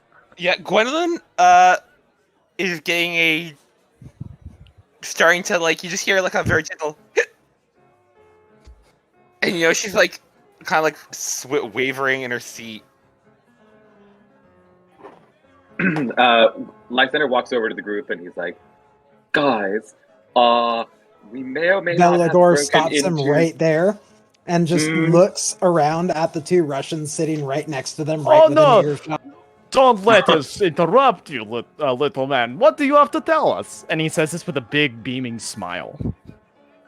Oh, only that I found a bit of bat guano, and that is exactly what I needed. It's an ingredient, needed- bat shit. Roll me, that's right, you're an alchemist. roll me deception at advantage. With Indeed. Belegor sort of giving that little bit of like, "Hey, you're an alchemist." All right, they're like, "Ah, yes, we've never ever paid attention to sort of alchemist things, but perhaps we have reason for that. Perhaps eventually we can ask you to make something for us for the right price, of course." I sometimes forget he is an alchemist, to be honest. He has so many other talents. I know, but this is more of a pet project for me, and just one of my passions in life. Can you make a love potion? What? Sure, that'll be 50 gold coins. Gwendolyn? Okay, I'm gonna just roll for this to see if she does it. If she makes a very stupid decision. Do you even have 50? No. Was that no to the decision or no to the you having 50? No, she doesn't have 50. But Gwendolyn, like, smashes down her mug and just goes, "It's for Art Cedric! I want to fuck him so bad!" Oh. Oh. Oh. Oh. Oh. Oh. Oh god. Oh no. Oh, it's scary. I'm Belegor's scared, just- She's Belegor's just got a horrified look on his Look, face right now. Gwendolyn, Belegor, I don't yeah. feel good. Gwendolyn shouts it out and just starts sobbing. And again, she does not sob At with this noise. point, the two, like, Zoldar and Yevgeny are, like, looking back at each other, like, back and forth, and says, "We see that you are currently, busy at this current junction, so, we are going to... Yeah. That is our language for this got fucking weird, so we will talk to you later. Yeah, Tell talk to Vesper you know what? later. Tell Yes, your we'll friend talk to you Vesper later. that we were looking for him. I wish to I'll let speak with know. him. Yes, of course. Thank you. Guys, let's get some air. I think all this ale has gone to our heads. I love him so much! Belegor just kind Lysander of like kind of- helps, just kind of that's helps fine. Gwen to her feet and like motions toward the door. At first glance, like you try to like move her, like at the moment you let go of her, she nearly like face plants. Like she is. This is her first time drinking, and she's been hit hard. Is one of the Mardikovs around? Like at this point, Erwin just like when fucking Gwen had her outburst. Fucking Erwin had just opened the door, and two of the boys were inside and heard that, and then you hear Bray say, "Dad, what does that mean? Go to your room, son. Now. What is fuck? Go to your room. Belegor- Right. Belegor Nope, looks shut at up, her. Shut up, everybody, shut up.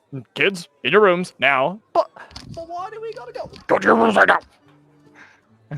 Belegor looks at Erwin and says, "What the hell did you give her?" And he says, "Just ale. That's it. That's all One I say. ale.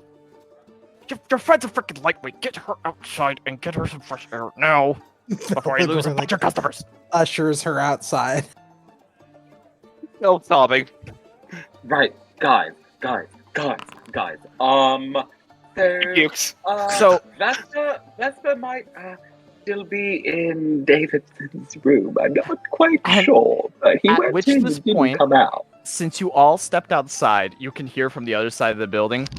And you just hear And- from Vesper would hear from her side.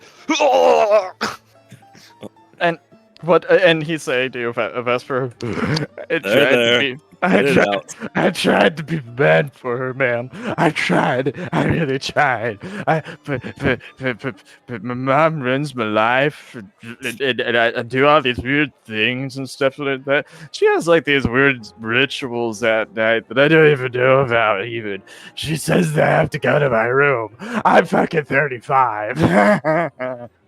Rituals. Marcel, and he grabs you by the shirt and pulls you in close. You can smell just how bad. He goes, Yeah. "I got it," and I got it. So I gotta tell you something. Oh no. Okay, you're a good man. You know that. You're a good man, right? You know this, right? Right.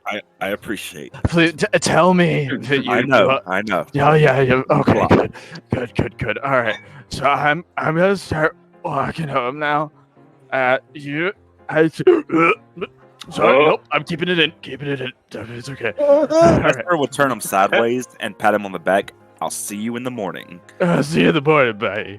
And he starts getting up and starts stumbling in the direction of what can only be assumed is his home. And then he just let out a loud sigh and fuck this town. Made a friend, did we? Meanwhile, on the other side, like around the For God's sake. Belegor comes striding up. What's this one's problem?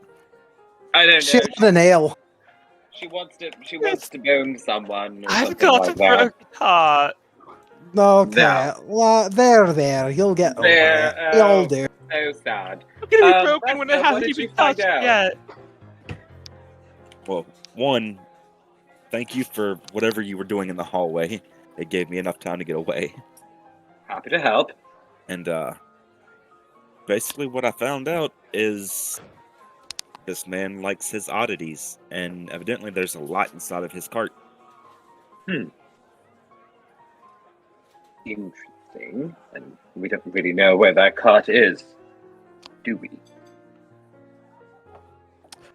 The only constant that you know about the cart is that when you were with the bearded lady, you actually saw each one of the performers has their carts with the actual circus tents. You just don't know where Davidson specifically might be. Okay.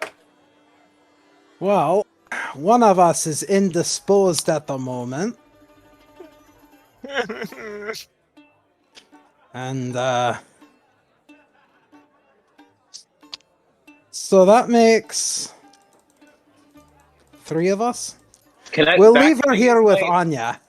Can I use my knowledge of alchemy or medicine or something to mix up Gwen some ipecac or something to fix her up? I think we're a bit late for Epicac at this point. Yeah, well, Actually, you know what? Because Actually, we no. haven't. Hold on. Oh, DM speaking. So, we haven't had a real good moment for you to really show off your alchemical skills, Lysander. So let's see if we can try. So, Okay. there are ingredients and stuff like that probably within the kitchen and such. So if you wish, you can go inside and see about acquiring some. However, go ahead and give me an. So do you first say to the party like I'll be right back or something like that, or? Yeah. Okay. So as you go inside of the, go inside, whatchamacallit, you'd probably notice, I'm just going to go off on a limb here and say that Anya's trying to distract the kids from whatever fucking outburst that Gwen just had or whatever. And as you're kind of like looking through the ingredients, roll me an Arcana roll to see if you can identify. Ooh! Damn. All right. So as you're kind of looking in here, what seem like kind of just mundane ingredients mixed together in the right order and with correct solvents, you might be able to make something that is essentially an extremely powerful hangover drink. Essentially what it's going to do is that it's going to do a system cleanse, which means that Gwen is going to need to purge. It's going to make her purge a lot. Probably for the next 2 minutes. However, you're pretty confident that after that, the alcohol will be taken out of her system. So give me an alchemist supplies roll. Okay. I need to go into my alchemist supplies. Boom. Oh my! Whoop. Did it? Wait. Did it? Where'd it go? Oh, there it there is. it is. Okay. All right. I thought it was another 26. I'm like, how? Yes. Yeah, me too.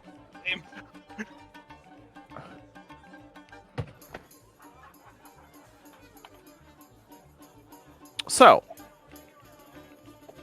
as you make this concoction and stuff like that, it actually smells quite pleasant, like mint. As you're putting it together, obviously you don't have the fine accoutrements that you would be at the university, but you have done quite well for it just being something that off the cuff that you made. You probably should be really proud of yourself right now. He really is. Lysander's just like beaming. He's like fucking Ina Garden in the kitchen right now. He's like, oh, my phone. So, My genius. so do you bring it outside to whatever is happening? Yeah, Gwendolyn is still just is clinging to Vesper like, you've got such nice arms. Lysander hands Vesper the potion, and he's like, go ahead and force this down her throat so we can keep on, with our little mission. And he kind of hitches up his robes and then steps back. He's like, a fair warning! It has a bit of a purgative effect. So, go ahead and roll me a D3, Gwendolyn. Okay. Oh, joy. Oh, no. So here's the thing. The potion of it said that it would be purging. However, it did not say which end, nor whether it would be only one. Oh no! So as this happens, Gwen purges both out the front and out the back. No! For 2 consecutive minutes. Oh, Wow. Oh, no. While Gwen's doing this, Lysander keeps casting up? What's up? prestidigitation. Sorry, What's go for it. okay? So you're casting prestidigitation. What are you doing, Vesper? while Gwen's doing all this, Vesper's By the way. Vesper's gonna tell Belegor about what the Watcher Boy was talking about, rituals that he wasn't sure of. Rituals. Did you get any more information on that? He was about as useful as that right there. And he nodded to Gwendolyn. Just takes a pitying look down at Gwendolyn. What are we gonna do about this? It's worse. The It bird happens fine inside his public. house. Oh god, it smells like shit. Couldn't even take me out back. Couldn't even take me out back. Guys. To be fair, this entire town smells like shit. Oh god, it smells so bad. I'm literally puking and shitting myself in front of everybody. All right. So after 2 consecutive minutes and lots of prestidigitation casts, you're finally done and clear of your mind. You are no longer under the influence of any sort of alcohol stuffs, including outbursts. If you thought Gwendolyn looked creepy normally, you should see her looking when she looks like hungover. She looks like the Grudge. Nope, she's not hungover. Oh. That's what the potion does. It literally eliminates it from your system. Oh. That's Okay. why it's a potion. It's not just like your standard Joe Schmo stuff. Gwendolyn just sits there, like, for a very long second. And then she just turns to a cat and flees.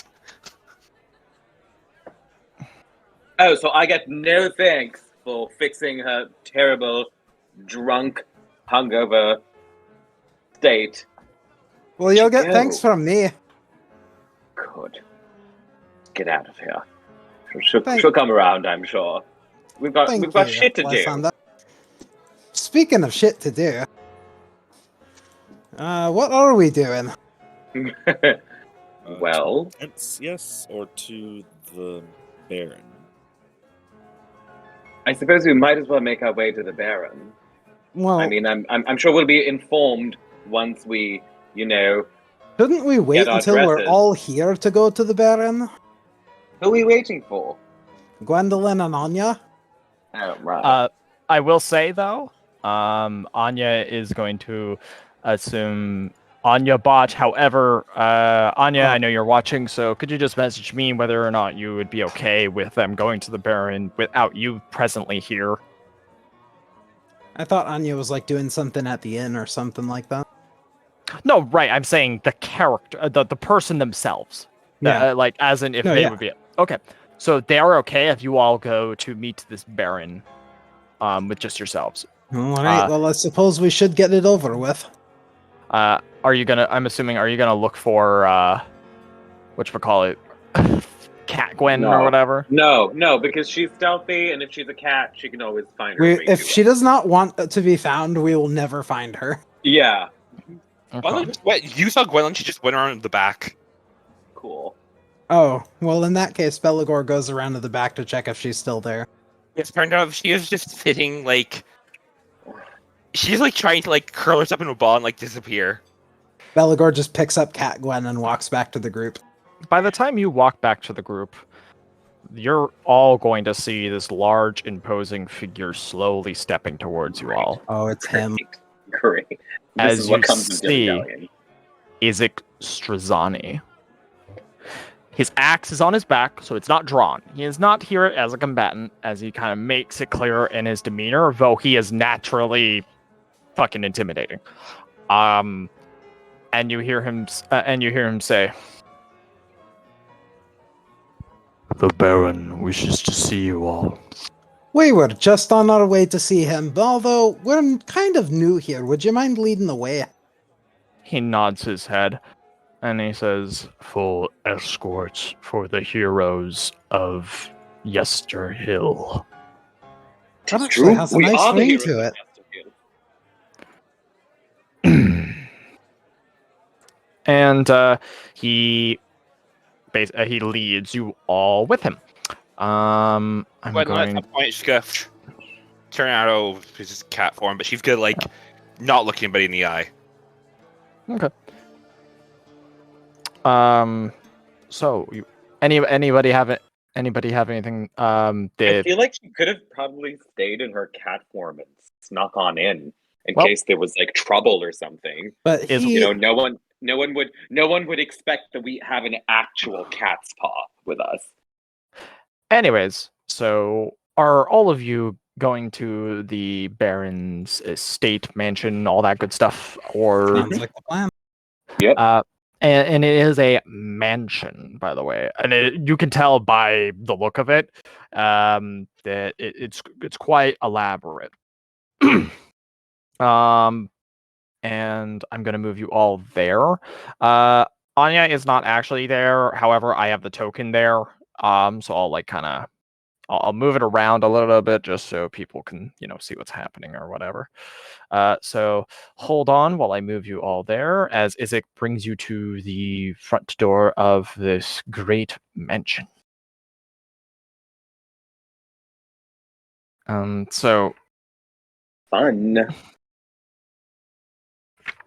I Let me love know a when- good mansion. let me know when you all are on the map. I'm on the map. Okay, so Izik walks forward and opens up the door, and waiting for you Still is loading. Sorry.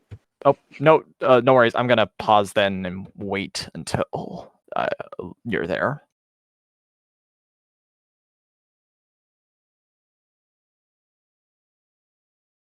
I don't know why it's taking so long. No worries. We don't have to. There's no rush if you will.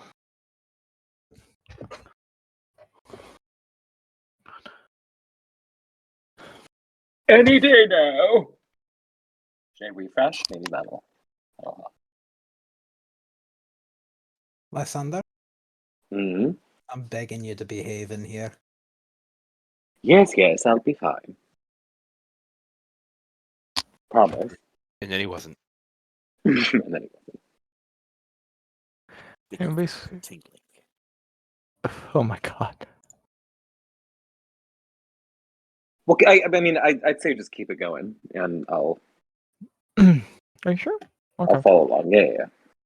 So, Izik opens up the door and says, "Presenting the heroes of Yester Hill as the esteemed guests of Baron Vargas Valakovich."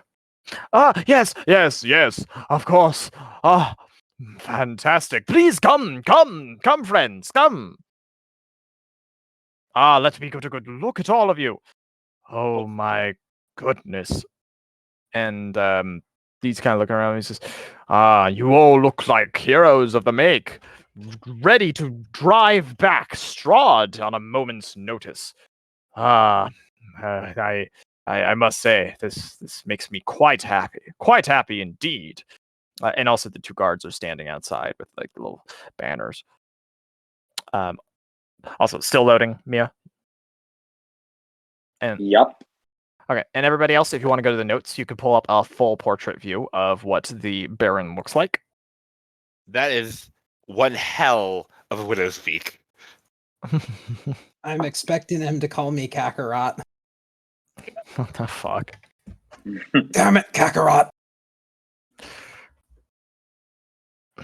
Why does his necklace have a pentagram on it? Don't worry about it. Ooh. He's quite menacing. The liver Love spots at an exceptional Yeah, level of seriously. sinister. And he says, "Ah, yes. Come in, all of you, out of the cold, I say." And I'll move you, Lysander. Yeah, please. I'm still loading. I don't know why. It's okay. I'm sorry.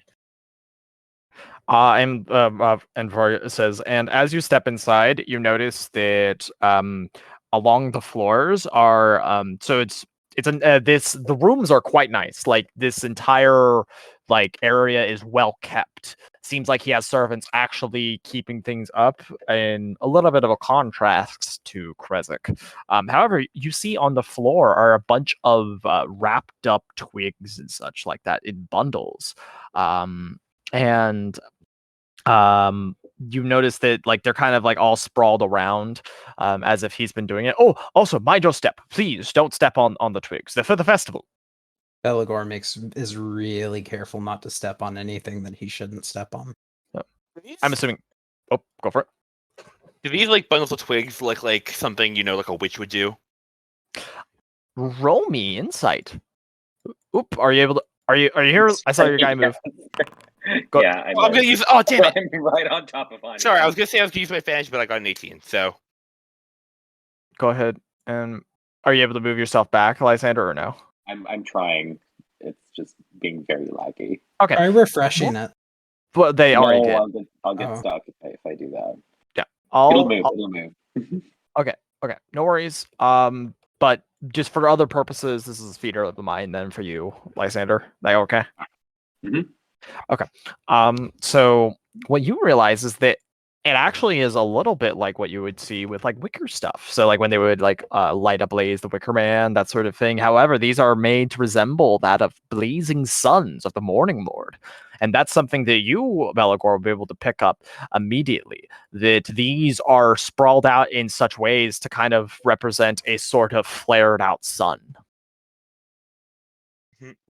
I see you're performing a ritual of Lathander here. Well, if you consider it a ritual, what it really is, actually, though, is, it's quite ingenious, they say.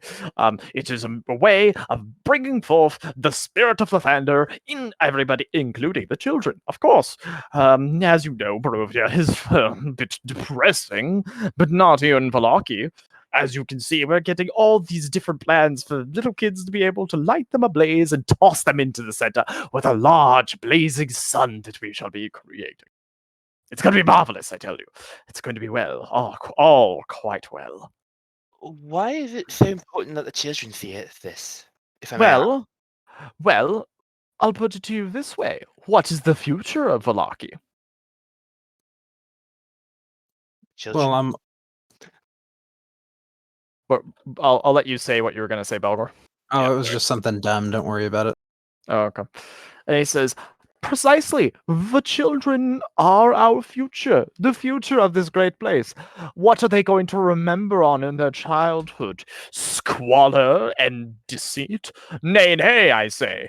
What they will remember, close that door, what they will remember is the wonderful times that they had within here, and the light that we were able to bring to all of them. And what are you giving back? What are you giving back? Is that what you asked? Yes. I'm not sure I understand the meaning of your question. You burn these things, you give to the people. You take from nature, you give to the people. But what is the people giving back to nature? And he kind of quirks his head and he says, ha ha, this must be some of that weird philosophy that I have heard amongst people who are of the wood. These twigs are all grown fresh from trees that we have on my estate. And then they will grow again for festivals in the future. Is it just twigs from you're just harvesting twigs from trees? Yes. Gwendolyn is like, okay, but as soon as he looks away, Gwendolyn looks like, excuse me. He looks so offended. Is it kind of problem? No. Lysander side-eyes Vesper, as if to say, the fuck are we doing? Also, I'm going to move you, Lysander. There we go. And Vargas says, yes, come now. Ezek, please, close the door. Which he does. Yes. And he opens up this door. And inside this door, let me go ahead and make sure this. And again, there might be a lot of descriptions, but these ones do have reason, if that makes sense. So you see what looks like a lavish dining room. Inside are several peasant women, and you could tell based off of the apparel that they're wearing that they are commoners of sorts, and they're all working and trying to essentially make these little decorations for the festival of blazing suns and twigs and all that. And you see a woman that is kind of walking along and speaking with each of them, and she has this bright smile on her face. I know the picture that they had for her doesn't have a smile on it, which I kind of find funny. Whatchamacallit?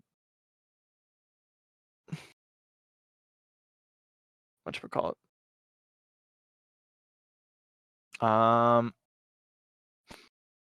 cool! It actually tracks with it. Awesome.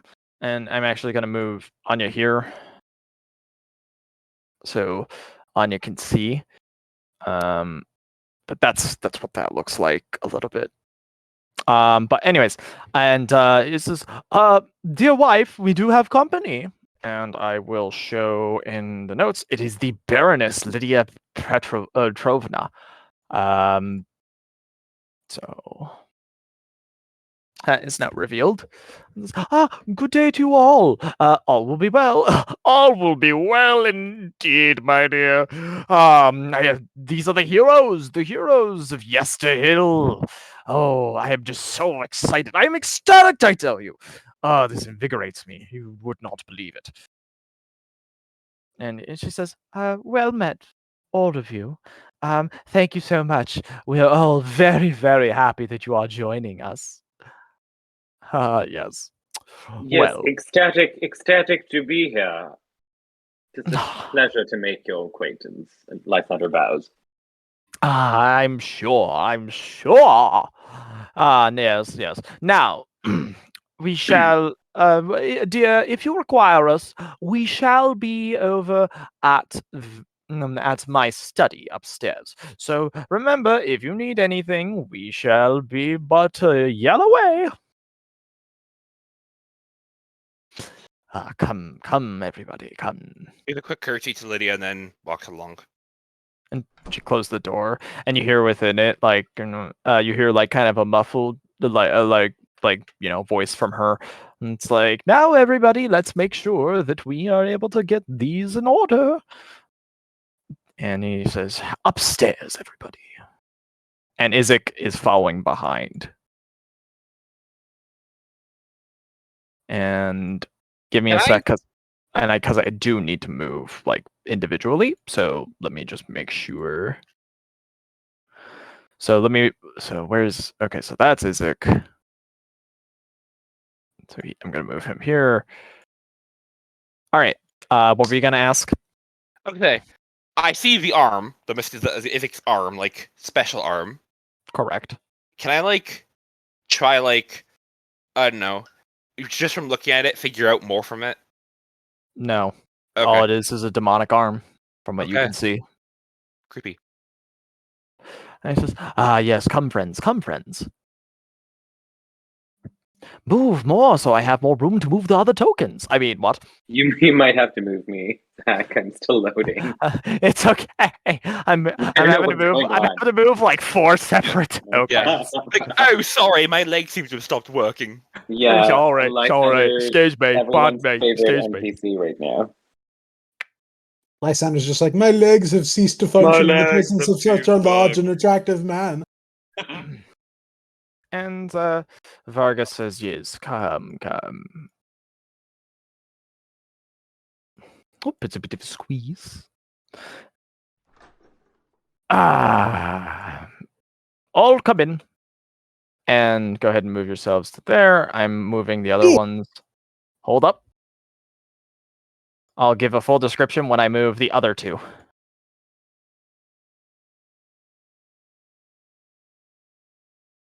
Okay. And Vargas says, Isaac, do shut the door, but do wait outside for me. He just goes, as he nods his head. And you see, and I'm gonna give a little description of his study. As you all, and yes, these are doggos, so mastiffs to be precise. Cute. And as you all step over, why can't I find it? One sec. Okay, so it's an I or an L? Oh no, that's an L. Ugh. Blech. There it is. So, floor to ceiling shelves line every wall of this windowless room, and the number of books contained here is nothing short of astounding. A brass oil lamp sits atop a large desk in the center of the room. The chair behind the desk is comfortably padded as a symbol of a roaring bear stitched into its back cushion. Standing by a chair holding on a book is oh no. You already know him.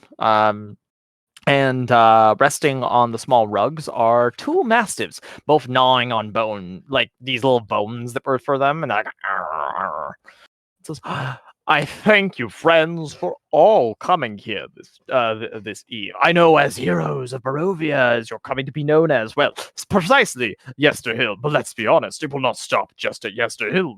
You will become heroes that will be known throughout the land, and you shall free Barovia and defeat Strahd von Zarovich, which I am grateful to be alive for. You seem to know an awful lot about us. Yes, your exploits have been well known and documented, you see. People have been using them as sort of, shall we say, ways of raising the spirits. We're just strangers in a strange land, and we just helped a few people escape danger and certain death is all. We're not up against Strahd. We're just trying to find our ways back home. Interesting. A few people, so you call a full winery full of people, a few. A full town, also a few. Well, technically, we ended up destroying that town. Indeed, those people left to save their own lives. Yes, and they just happen to do this all of their own accord, with no influence from you whatsoever. That's what I thought. And he says, now, let's get down to brass tacks, shall we? And he says, also, do feel free to pet one of my dogs. They don't bite, unless I order them to. Wait, let me start petting. They're here's the thing. As ferocious as they look, they're like in playtime mode, so they're like completely like eating it up. Good boy. And he says, now, tell me, whether or not you accept the fact that you have a reputation of sorts in other places, you should at least understand the inherent value that garners, yes? I suppose. Other three, would you agree? Lysander just narrows his eyes, but he doesn't say anything. One was too busy petting a dog. I could understand that. Exactly. If there's nobody that is willing to be able to stand up to Strahd and actually win, what hope is there to actually cling to? What meaning do any of these festivals have, one might argue? So, you bring those that have imperative, pure evidence that victory has happened. And what it does is that it gives a little bit more oomph to the true meaning of this festival. Do you see where I am going with this?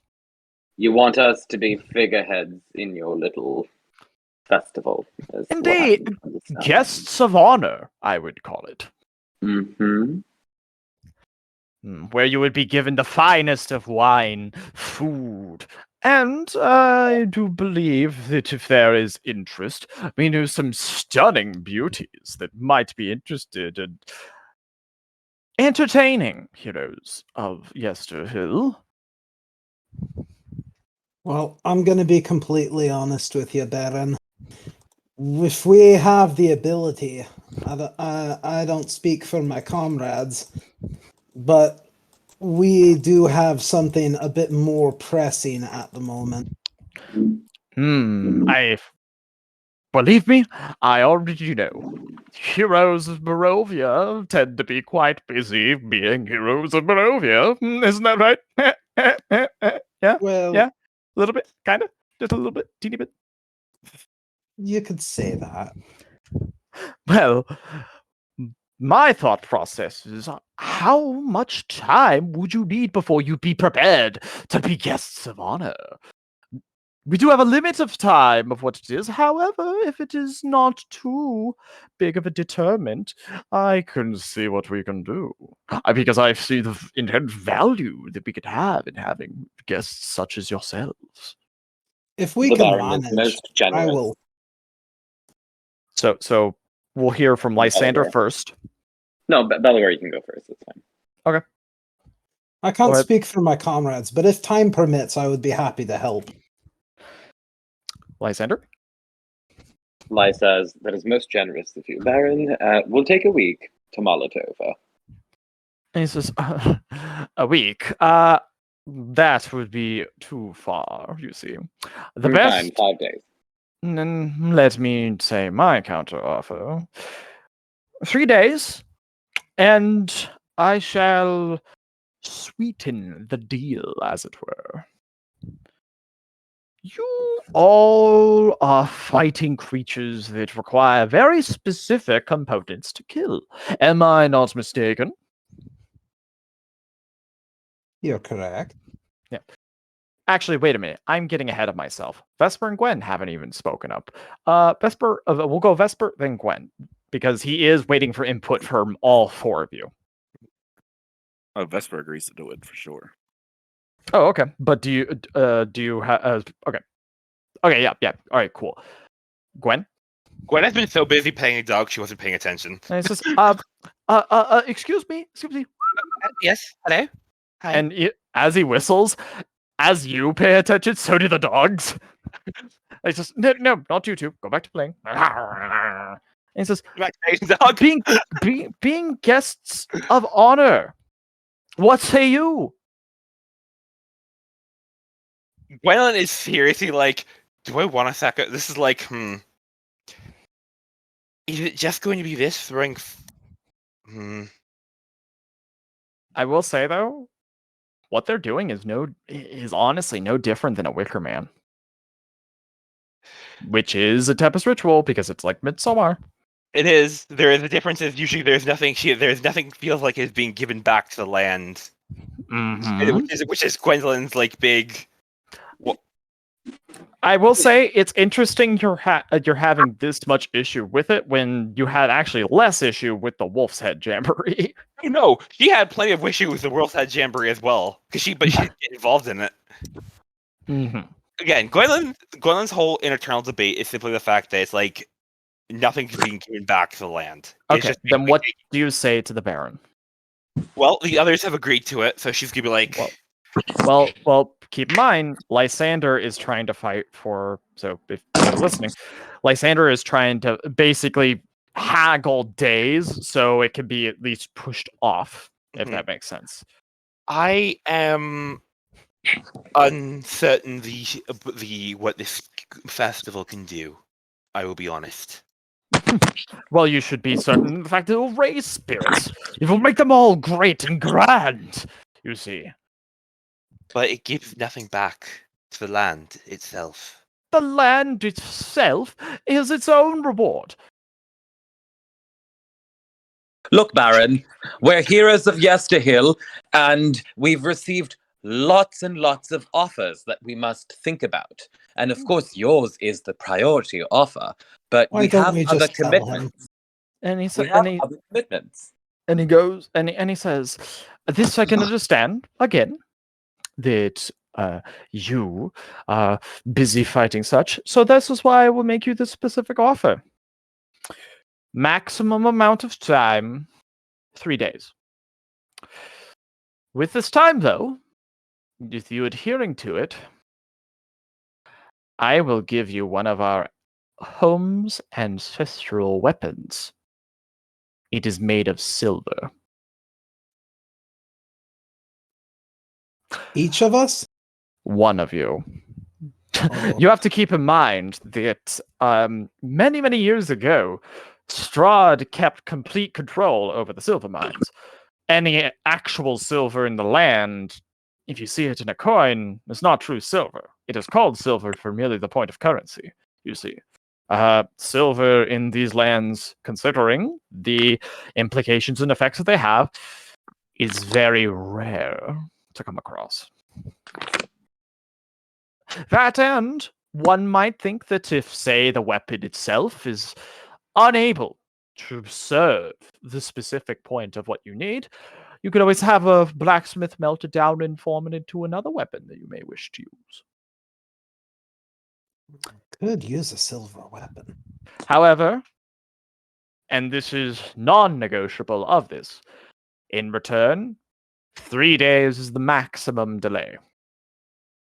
Can you tell us what type of weapon it is? He strokes his chin as he leans back in his chair, and he says, "Well, Last I remember, when I brought it out of its spot, it was a thinner blade. A sword of sorts. That's what I remember it to be, that is. I mean, Any other it was- properties to the sword? What was I think so sorry, what did you say, Vesper, and then Lysander, just so I know what Let both you said? Lysander do his first. Okay, Lysander. You just wanted to know what the properties are of this sword, if it's magical. Okay, so you asked that, and what do you ask, Vesper? And Vesper was talking more to his group that with silver being as rare as it is, it's not a terrible deal. And he says, magical properties? Ha! You must think that you're somewhere else. I'm afraid not. It is a silver blade, you see, which in of itself is extremely valuable. I'm only wondering if we can meet the time frame. Do you guys need a sort of pseudo, like, not reminder, but you know what I mean? Yeah, Like your time Yeah. frames? How Okay. many days do you have? So in terms of days and such like that, you are currently on the 21st. Mm-hmm. And so what that means is that what you're expected is on this day to be receiving your dress apparel for the dinner. And so the thing is that on the 22nd is the day that's set for the dinner, and all travel is to be unaccosted. So that means it gives you a day to be able to travel back. So it would be the day that you're traveling back from the castle that you would be needing to be there, which is possible. Okay. So you can make it. And he says, now, and think of it this way. One might say that I am aiding you in your quests. Actively. Well, I don't see any reason to say no. You strike a hard bargain, Baron. Indeed. However, I do mean well. Festivals are one of those things where you must, once there's a spark, you must be quite quick to make sure that it fans out into flames. Otherwise, it perhaps might be snuffed out. We need to keep the momentum going, you see. I hope you understand. I think we do. Mm-hmm. All right. And he says, as he steps up, I thank you all for being such gallant heroes. And he gestures, and as he says, Isaac, and immediately the door opens up, and he says, our guests need to be escorted away, you see, while we prepare the rest of the festivities. 3 days' time, my friends, and remember, all will be well. Uh-huh. All right. With that, so do you want me to just like move you guys all off the map, or are you guys gonna attempt fuckery? Vesper needs 1 minute alone with the Baron. Ooh. Ooh. So is it comes over here, and he gestures and he says, and do you say that out loud, Vesper, in any Yes. which way? Okay. And he says, we will wait here while we wait for your friend. Gwendolyn gives the dogs one last pat, and then the other side. Okay, go ahead and move right here, Gwen. And the Baron moves over and he closes the door. Now, what is it that you wish? So, you're holding this festival for the blazing sun and whatnot, right? Yes, indeed. I may have something you might have some interest in purchasing as sort of a beautiful decoration of sorts, to raise spirits. Out of character. Oh my god. I know exactly what you're doing. And he says, why yes, I would have such interest in such sort of thing. And he'd reach into his bag and pull out the golden sun disk. Ooh, wow. This would be grand to have. I mean, could you imagine it like on a podium with the heroes from Yesterhill standing above it?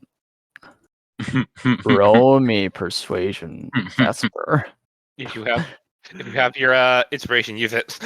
It might be wise. Yeah, I'm definitely using it with that modifier. And make sure you untick it. Yep. Oh. Oh.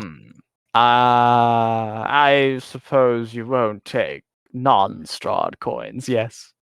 It has to be Strahd coin. I have to have some use of it. I can buy it for 300 gold. This thing is solid gold. I could probably get 300 Strahd silver just by melting it down, or Strahd gold. Then present a counter offer.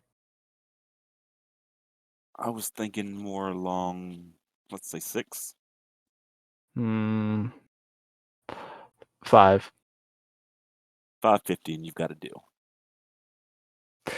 He quirks a smile and he shakes your hand in the interest of the festival. Of course. And he opens up his desk and he counts out some of the gold and plops a sack right there. And you get 30 Strahd platinum. Or no. 55 platinum. I think that's what that would be, right? Yeah. 55 Strahd platinum. Vesper be rich. Pleasure doing business with you. With you as well. And as always, all will be well. Now who's a good boy? As he starts petting his dogs. So Vesper, what was that about?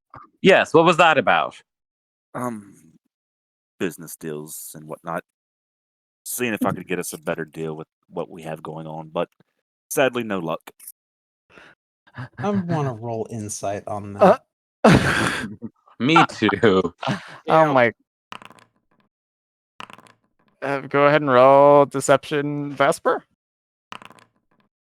Damn.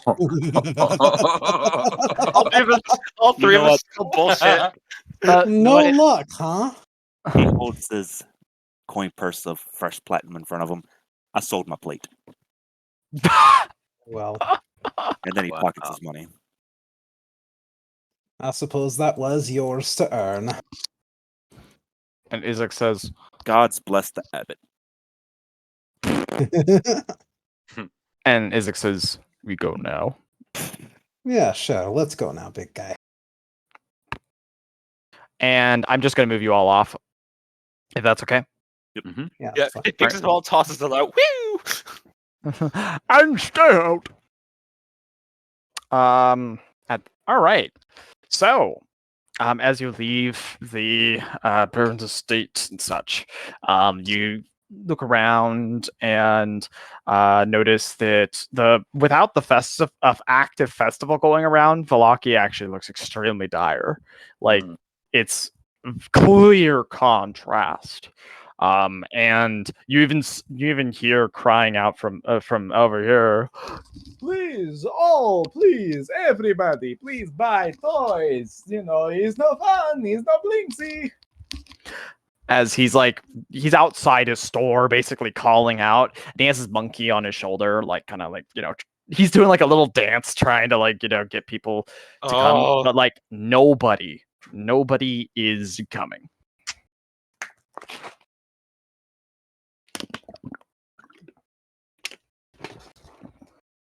What was that noise, by the way, Gwen? I mean, just going, oh. Oh, okay. So where do you all go next? To the circus tents. I was thinking we could investigate the bone theft. Also, I would like to point out that we have about 20 minutes before Gwen has to go. I know. That's why I'm asking, what do we want to have be like the last thing we leave off with? When whatever you guys go to look at now is going to be the last thing we have before what I have as the conclusion of game, as well as the setup for next game. I think the bone hunt should be our priority. No, that's not necessarily as time sensitive. Well, actually, no, you're right, because we still have time before we get our clothes, and the revenants are not time sensitive. Yeah. Correct. Yeah. Neither is Davidson, so I'd say let's do the bones. I would like to say, well, Gwen would like to say, so according to you, Mijavoj, I cannot pronounce Milavoji. Milavoji. is the only person who has access to it, who stole it. Well, Because not just Milavoji. There's also Lucian. Father Lucien, yes. And Father Lucien says Milavoji probably did it because of the fact that he never mentioned the bones being stolen. But do you think maybe Father Lucien is just trying to pin blame on Milavoji? I usually have a good sense for that, and I think he's telling the truth. I think the prospect of Milavoji taking the bones actively hurts him. Don't know. Yet Milavoji was the one who warned us. He's the one who told us to talk to Father Lucien and talk some sense into Father Lucien about the Baron and everything that he's doing in this town. Well, you said Milavoji wants to change, right? Mm-hmm. In that case, maybe that's the way we get change. Break down the god. Take away what makes people safe, what makes people complacent, and force people to face the direness. Or he could have came forward off a guilty conscience. If he had a guilty conscience, he wouldn't try to pin it on Milavoji. Well, do we have any leads? I mean, where are we supposed to go look for these bones? At the moment, the only leads that you have is the suspicion that Father Lucien has for Milavoji himself. At the moment.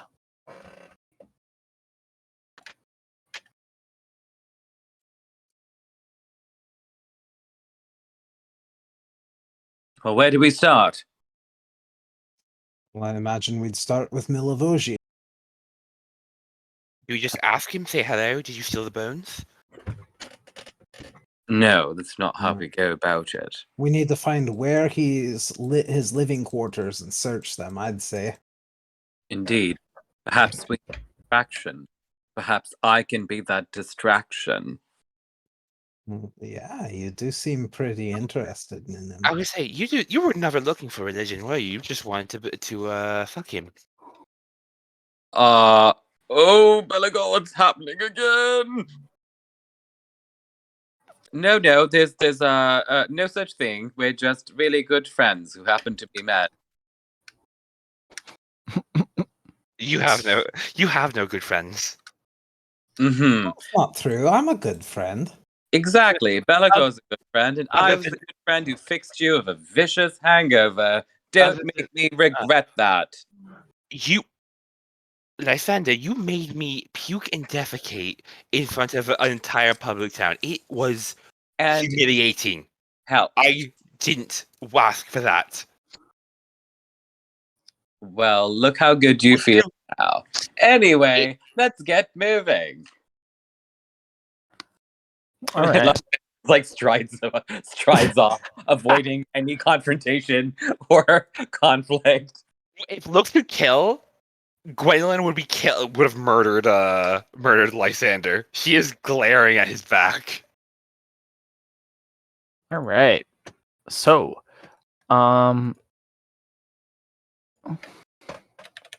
let's see. So, you're all moving to the Church of St. Andral? Correct. All right. Yeah. So you get there, and a sermon seems to have just concluded again as you come up.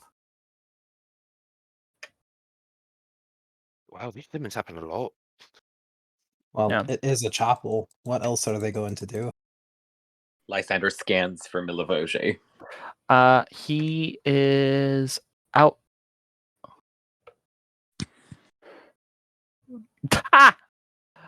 But as you all go over to whatchamacallit, There, Milivoji is outside, and he's with his younger siblings, right?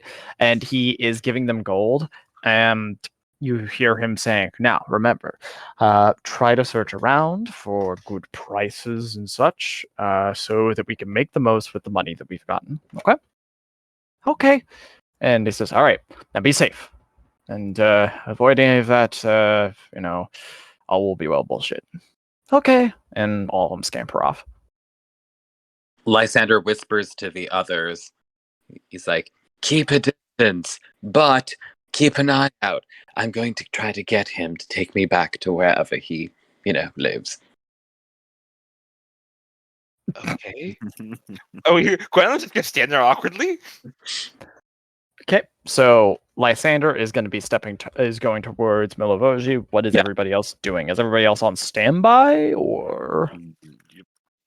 Yeah, pretty much. Belegor's gonna busy himself with praying in one of the pews to make himself look less suspicious.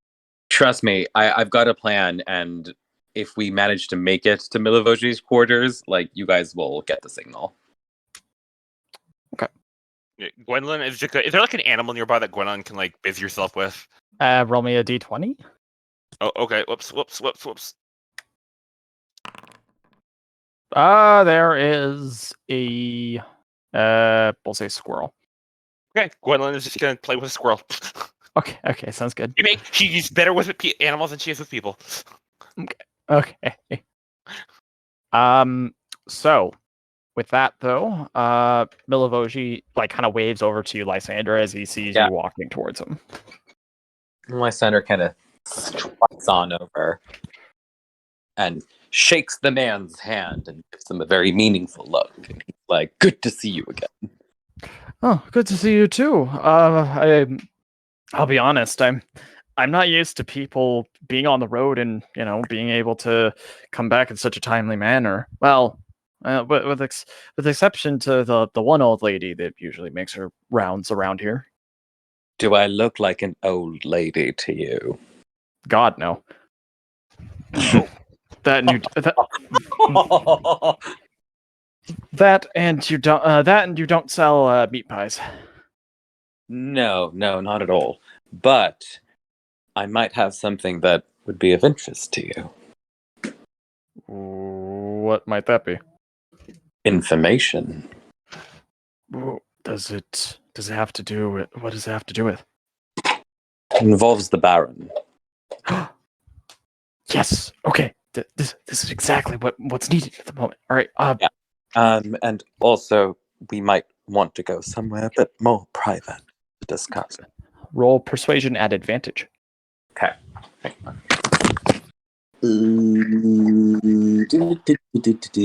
God, this better work. He says, "All right. Bright side. Just know we'll need to make the conversation maybe a little bit briefer than usual. Only reason being is because, I don't mind if your room is dirty. Let's just go there." In nods. He starts walking. And do you make any signal to the others? Huh? Do you make any signal to the others yet, or not yet? A telekinetic push to Gwen. You could telekinetic push me where? Forward or? It's not even telekinetic, but it's just mage hand. It's like a little poke. Oh, and she kind of falls off oh. No, it's not a push. It's a poke. It's just mage hand spell. Oh, Gwendolyn's in the middle of conversation. She's like, you really should pick. Could you put? And she's gonna. Vesper still has the tooth, right? Yep. When if you would look over, you would see Lysander leaving. Yeah, and then she's gonna just say, in Vesper's head, she's gonna just hear, "Signal given, follow."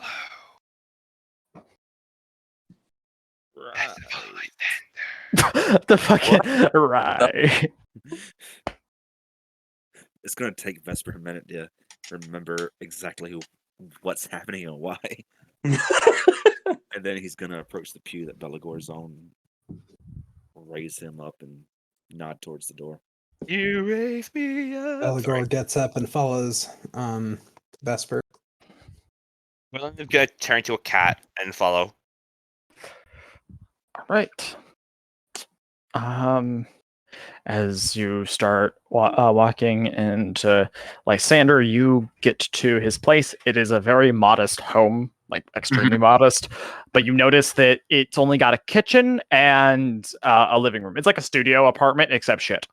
And there is his bed and 3 other smaller beds next to it. Okay. He says, all right, so he closes the door and locks it, and he says, all right, what is it about the Baron that you found out? Just his plan and what he intends to do with us, the heroes of Yesterhill, or so he calls us. But first, before I go any further, there's something that I must give. What's that? He goes over and kisses him. Oh, gotcha.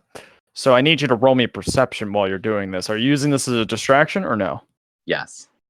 Roll me perception. Okay. Oof. Okay. He seems to like it. Okay. And then he says, so sorry about this next part. And casts sleep. Oh, cast it.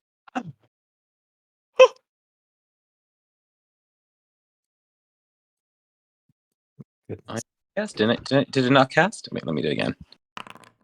Yeah. My internet sucks. Yeah, no worries. Did it cast or no? Nothing happened? Give it a sec. I heard the roll, but nothing showed up yet. Nothing showed up. Let me try again. Oh no, there it is. Ooh! What is... Oof. As he falls over. Lysander immediately opens the door and lets the others in. Look around! Quickly! How long does sleep last again?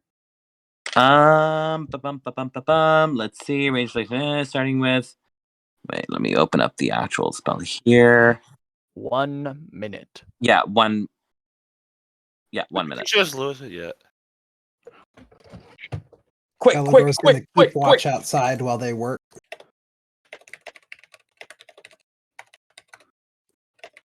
All right, so everybody will have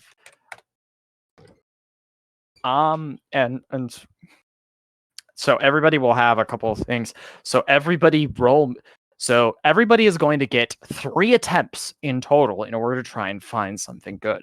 Everybody roll me investigation rolls. Okay. 3, eh? Okay, I'm gonna roll. Oh shit! I'm gonna roll. Use my inspiration. Okay.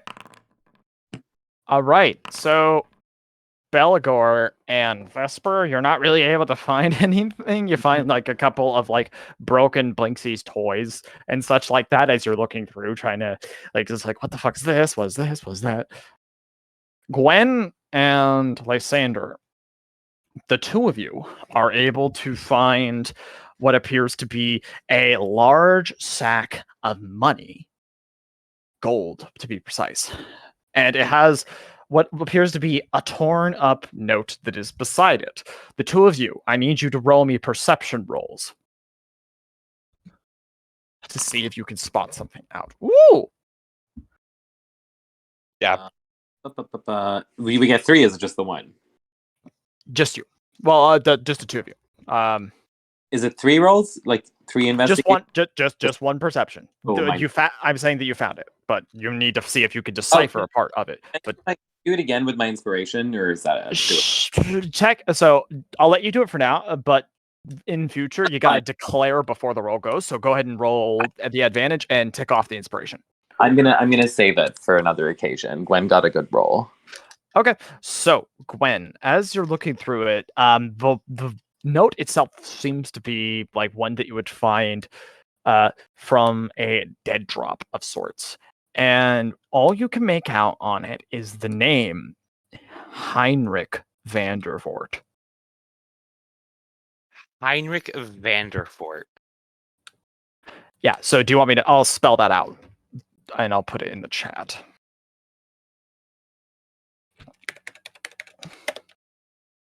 Is that how you spell it? Yeah, okay. This is like the most like fucking needlessly complicated name ever. Oh, that is not how I was expecting it to be spelled. Yes, right? Oh, it's very South African. Like, but that name is on it along with what appears to be a sack full of 40 gold. Okay. Now, you pretty much found what is a main clue, but would you like to try to make off with what you have, or you want to tempt it by trying to do a little bit more investigation? Because keep in mind, I'm assuming you're like going through a bunch of stuff, yeah? Yeah. Mhm. One, and I'm going to use my inspiration for this one. Okay, everybody, investigation. This will be the last one, or do you want to push it? And if you use inspiration, you do it at advantage, right? Correct. What do I get for a nat 20? You'll all find out. I rolled twice. What? No worries. I'll delete the second one. All good. Yeah, I'm still just trying to piece together that note. Nat 20. As you're trying, actually, since you got a nat 20, this is going to be going into what was found with Gwendolyn, because this is going to be probably the best piece of information you're going to be able to pull out of it, and that is coffin maker. That is another phrase that you find from this rip note. So, Heinrich van der Voort and coffin maker.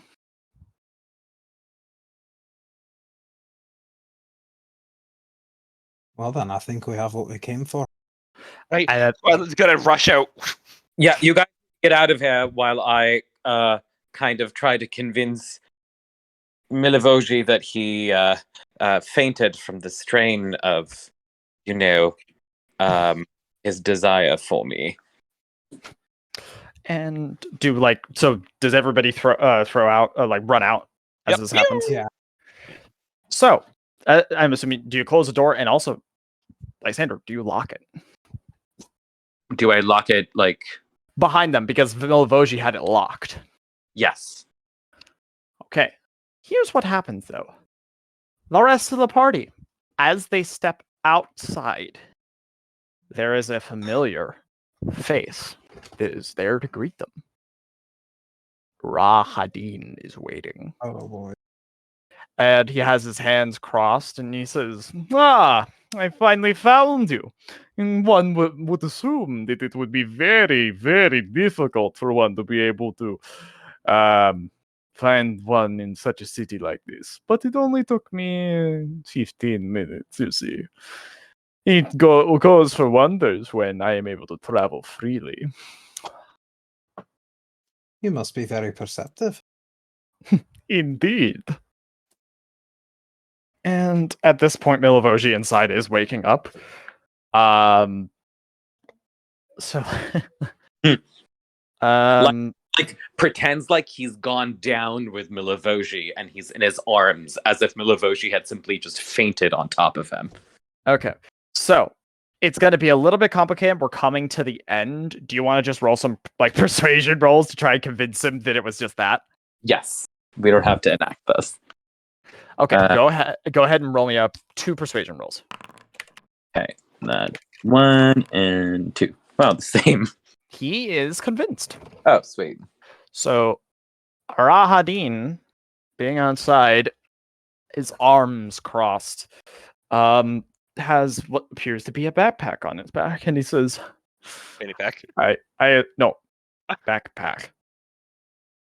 And he says, "I assume that your other comrade is inside, busy at this time, yes?" That would be a correct assumption. That's out.